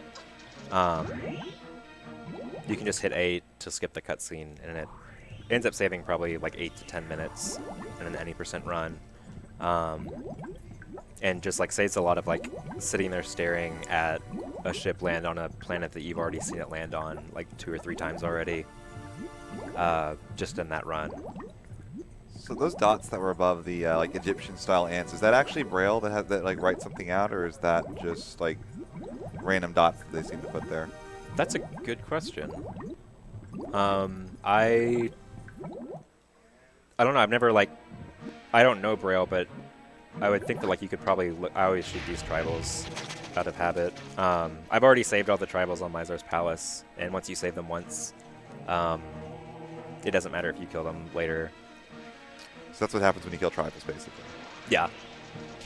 And it's so much more satisfying, like after having to save them for so long, to just like unleash tri-rockets on them.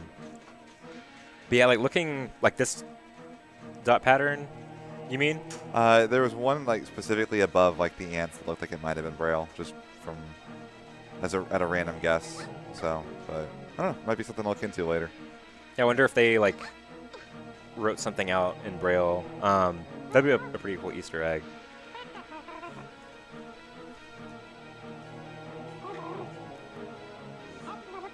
Okay. Once he does his little dance, that means we got the spaceship part. And then we just talk to him one more time.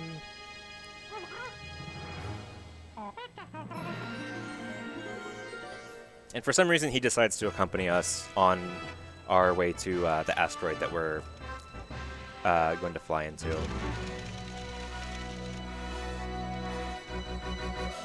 And we've been watching tribals like live in stone huts using like hatchets made out of stone and have like wooden torches. No sign of like knowing how any sort of electronics work, despite being like held captive in alien spaceships. But suddenly, like once a ship like shows up, they suddenly like know how to repair it and like work on it and maintain it, despite spending their entire lives like using stone tools to mine gems out of the mines on like Rithessa.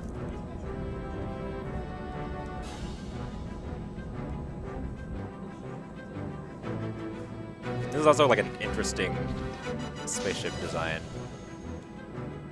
that I don't think I've seen like imitated, or this being an imitation of anything else.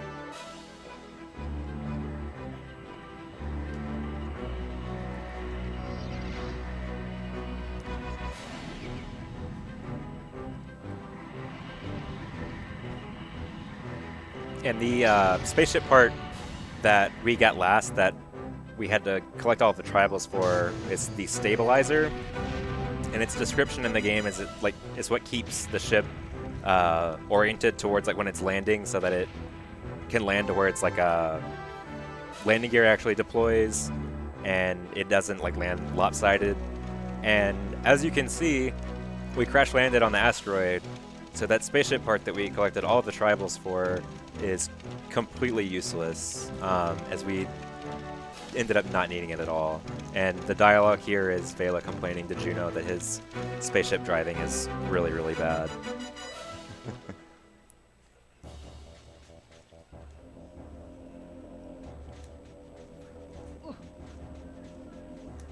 And so this is the level is just called Asteroid.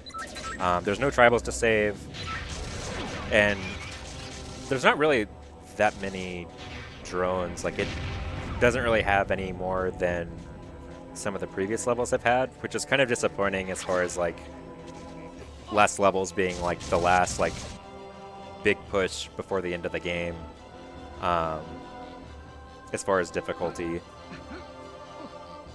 which is a little bit disappointing. But like, there's only one life force door, so most of these drones, actually all of these drones, don't need to be killed. The only ones that do are in this room.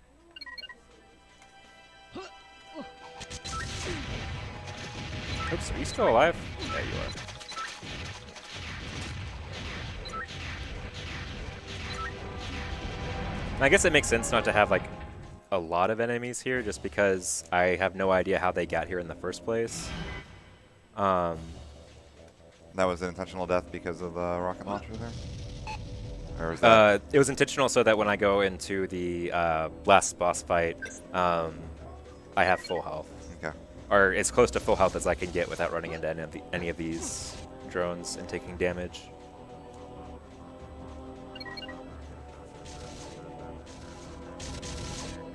The drone's not even looking in my direction. Like, he knew where I was coming from.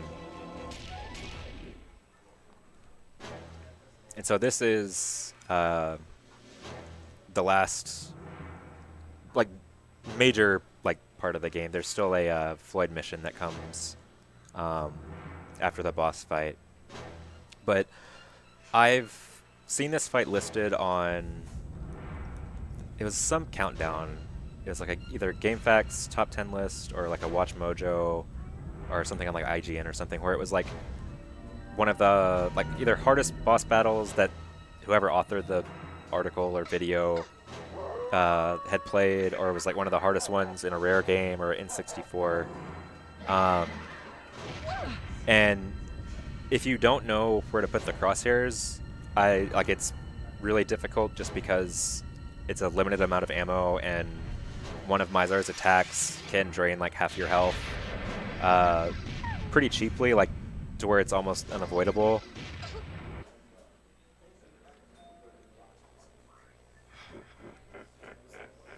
So there's two like main cycles to the boss fight, which is Mysar with wings, and again, only one character actually participates in the fight.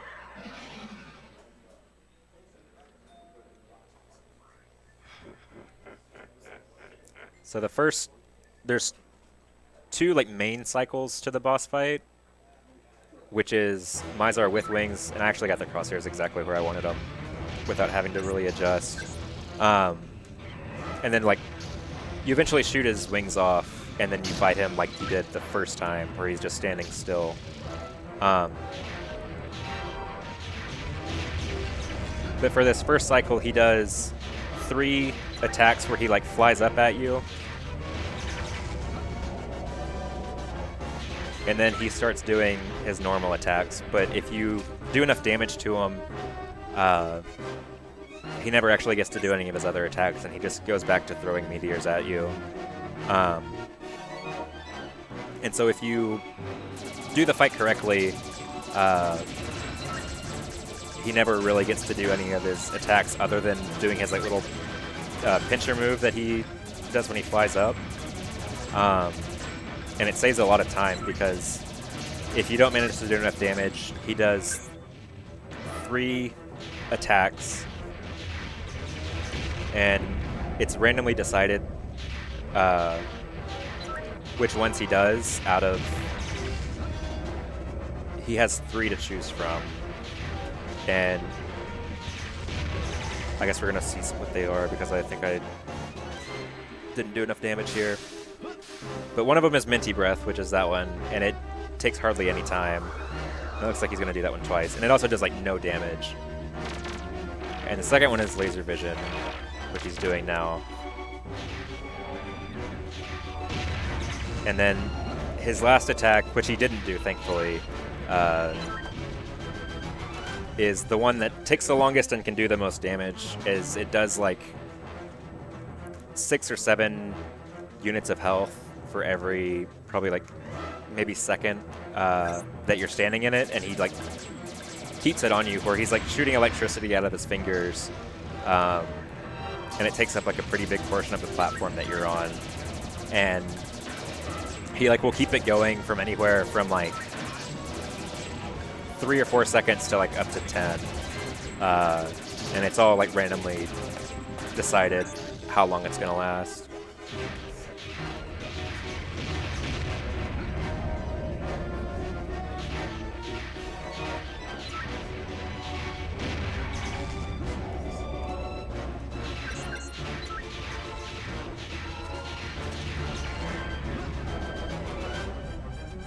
Which we might, yeah, this is his 3rd attack.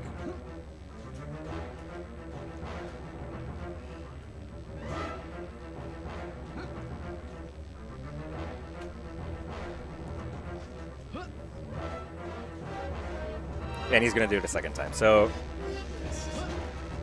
the difference between like a really quick miss cycle and one like this can be like 30 seconds to probably like 40 or 45. Just because like an attack like this just takes a second or 2 for him to do.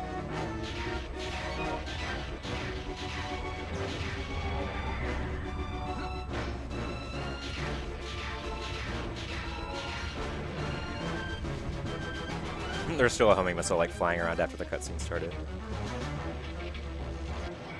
I've had a situation before where that like small cutscene started where his wings start to fail him, and he starts flying towards where you are, and then he just kept flying and never fell. So it ended up soft-locking the game because he never lost his wings and just flew further and further away from where I was. It only happened on the English version, so I don't know if it's something that was eventually patched. And it's only something that I've seen happen once before.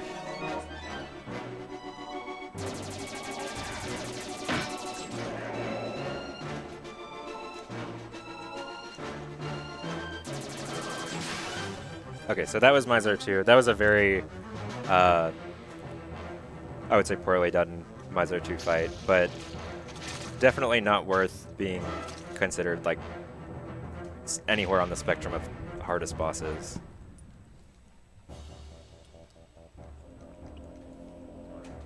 And then this is the big random twist in the movie that's, or in the game that's like completely unnecessary, that has no like hint that it's even going to happen. But basically, Jeff, who's like the tribal leader, accompanied us since like this is the supposed bug that had been terrorizing his species for so long. Turns out that they're all robots instead of like actual biological creatures, and they're being controlled by Barry, who is Jeff's brother, who the only reference to in the game is you can optionally talk to Jeff on the first level inside his hut, and he like mentions like, oh, I haven't seen my brother Barry like in quite some time, but doesn't mention that like he is evil or was planning on committing genocide or enslaving his entire species.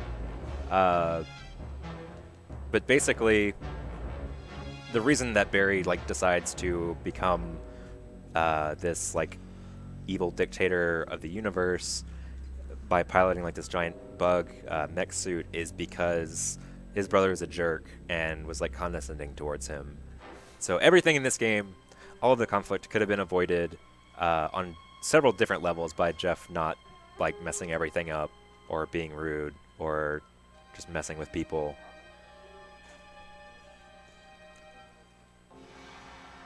So this is the M. Night Shyamalan twist then.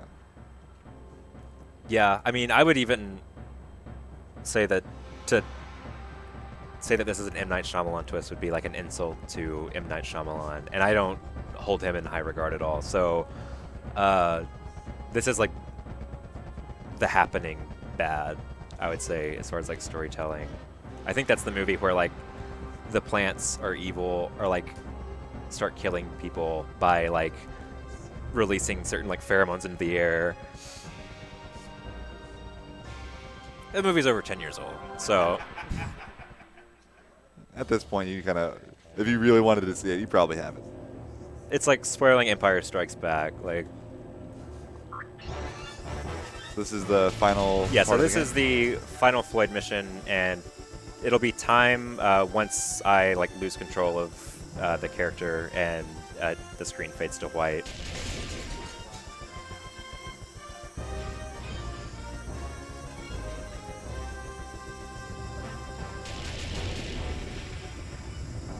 But basically, to prevent the asteroid from flying into Earth, we strapped a pack of dynamite that we randomly had to Floyd and have him fly to the center of the asteroid and blow it up.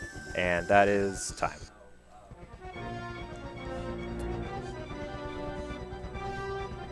Not too bad. And did y'all want to see like the extra Floyd missions? How long would it take to get to them? I mean, I can just like load up where. Yeah, if you want to go ahead and just show off the extra Floyd missions, that would be pretty cool. Okay, I'm gonna let it get to like the credits just because it's like a very interesting take on how they decided to actually have like a credit cutscene. So how did they get off the asteroid then? If they didn't, did they crash landed their own ship? We don't ask those types of questions. Basically, they really didn't think the ending through. Got it. I've like sat through the cutscenes in this game so many times that like I've started questioning like my own questions about gaping plot holes.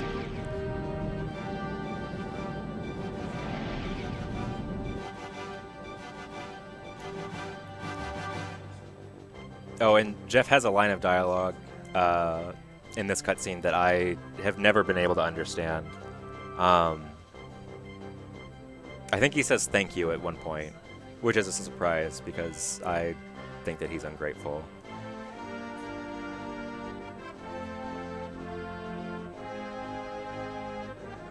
Bunch of Juno and Vela clones of varying stature. Shoutouts to N64 cartridge size limitations.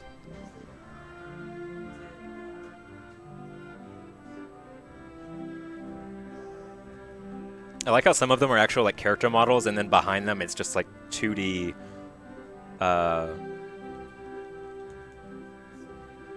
texture, I guess. Now then, so we got here. Lovely little badges for you. Nothing. I have no idea. I don't even know if it's English. But I mean, it's the same dialogue in the English version, so it's not like he's speaking Japanese.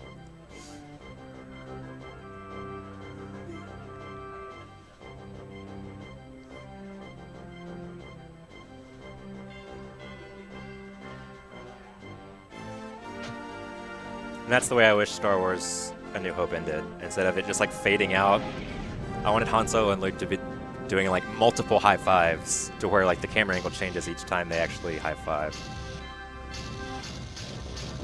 Couple of N64 fireworks. I think they actually just changed the color effects on grenades in this game and made them fireworks, which is, I guess, a pretty clever way to save space. But yeah, this is the credits.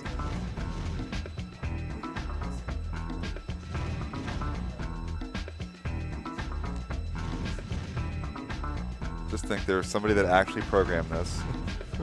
Said, we need to do credits, let's take our character models and have them dance. Yeah.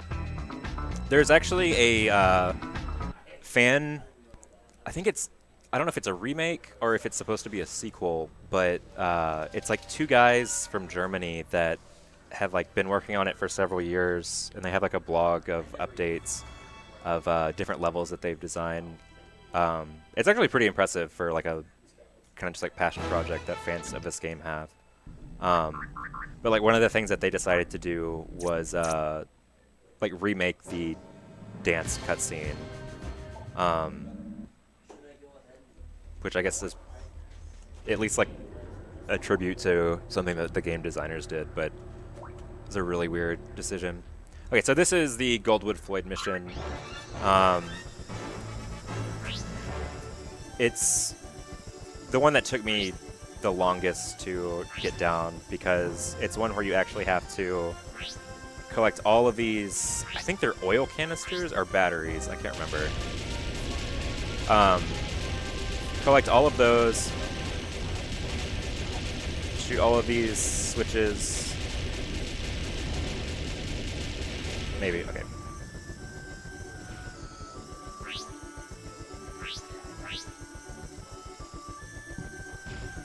And then bonk there. The Japanese version is actually, I think, gives you a little bit more time. I think in the English version you have to do it with over 900 left. It does actually give you a time there. The English version, I think you have to do it with over 900 left on the timer, and in the Japanese version, I believe it's only 850, so you get like an extra 5 seconds, I think. And those bonks are intentional to set up grabbing the... Yes. It's really hard to turn corners tightly and grab the fuel cells there. So to avoid having to actually like navigate around the corners, I just run into the wall on the opposite side. And does Juno have blue key? Can't tell from here. Oh, I don't need it. Or do I? I'll just load the level with Vela. Because there's another part that I'm going to show that's behind the blue key door.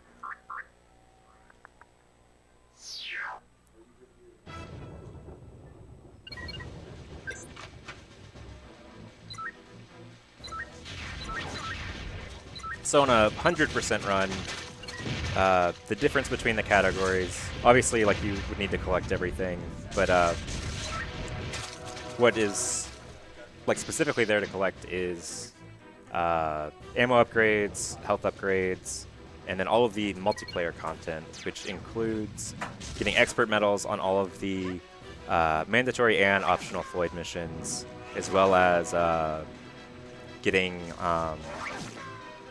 record-breaking times on the arcade racers, which unlocks a multiplayer version of the pod racing, which is actually like a direct clone of Diddy Kong Racing's Greenwood Village,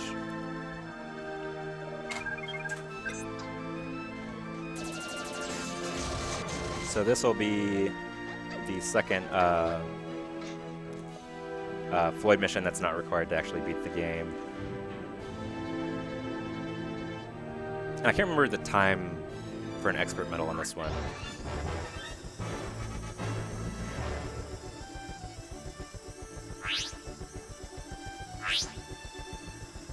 And I think it's probably the easiest one to get an expert medal on without having to like actually practice it. I think you can miss 10 of these. That's probably what they are. Orange juice sounds good to me.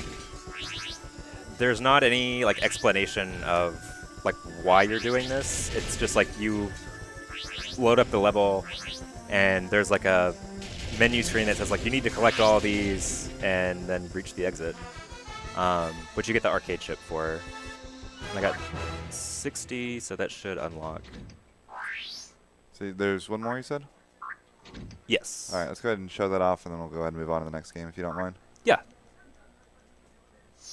Wonder which one was it? Oh, that was the Anubis mission. And for that one,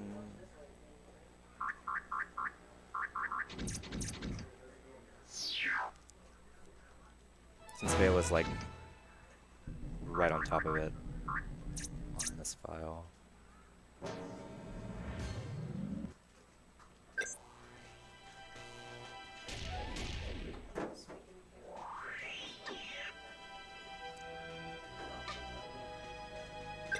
So I think it's just like one room that needs to be cleared, or one and then like the room that actually has the Floyd mission.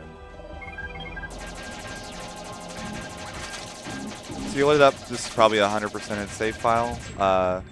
What did you actually need to get to this mission that you didn't have in the any percent run, just out of curiosity? So I just loaded this file because the entrance to the Floyd mission is a little ways into this level. It would be one that you could access in an any percent file, but the Japanese version of this game doesn't actually autosave, so there would be no way of like going back to it. Okay. And then I only have to travel through like one room to get to it here, whereas if I just loaded the level from the start, I would have to like, I would still be like outside of the worm and have to go through like the lava part of this level.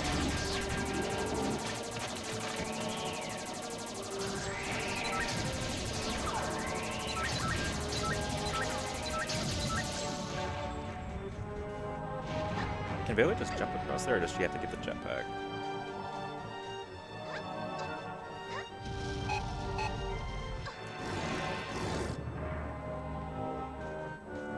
But yeah, this game saves to the cartridge instead of to a memory card, so I can't have like unlimited save files with it, or Looks like you had 6? Yeah. And it's kind of convenient that there's 3 different characters, because I can have them, I can save the game with them on like different places. Actually, I didn't go far enough before turning around. This one's a little bit trickier as far as like the route for it than the others, as you have to get all of these strands of DNA, and there's no way to get all of them and reach the exit in like one linear path. So it involves a lot of backtracking. Yeah, since there's multiple characters, I can like save each one to a different spot, and that way I don't have to like do some extra backtracking. It can have like 18 different save files, essentially.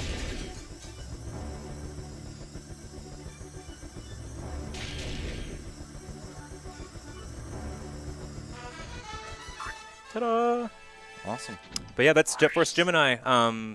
If you are interested in learning the game, definitely give me a shout out on Twitter or send me a PM on Twitch.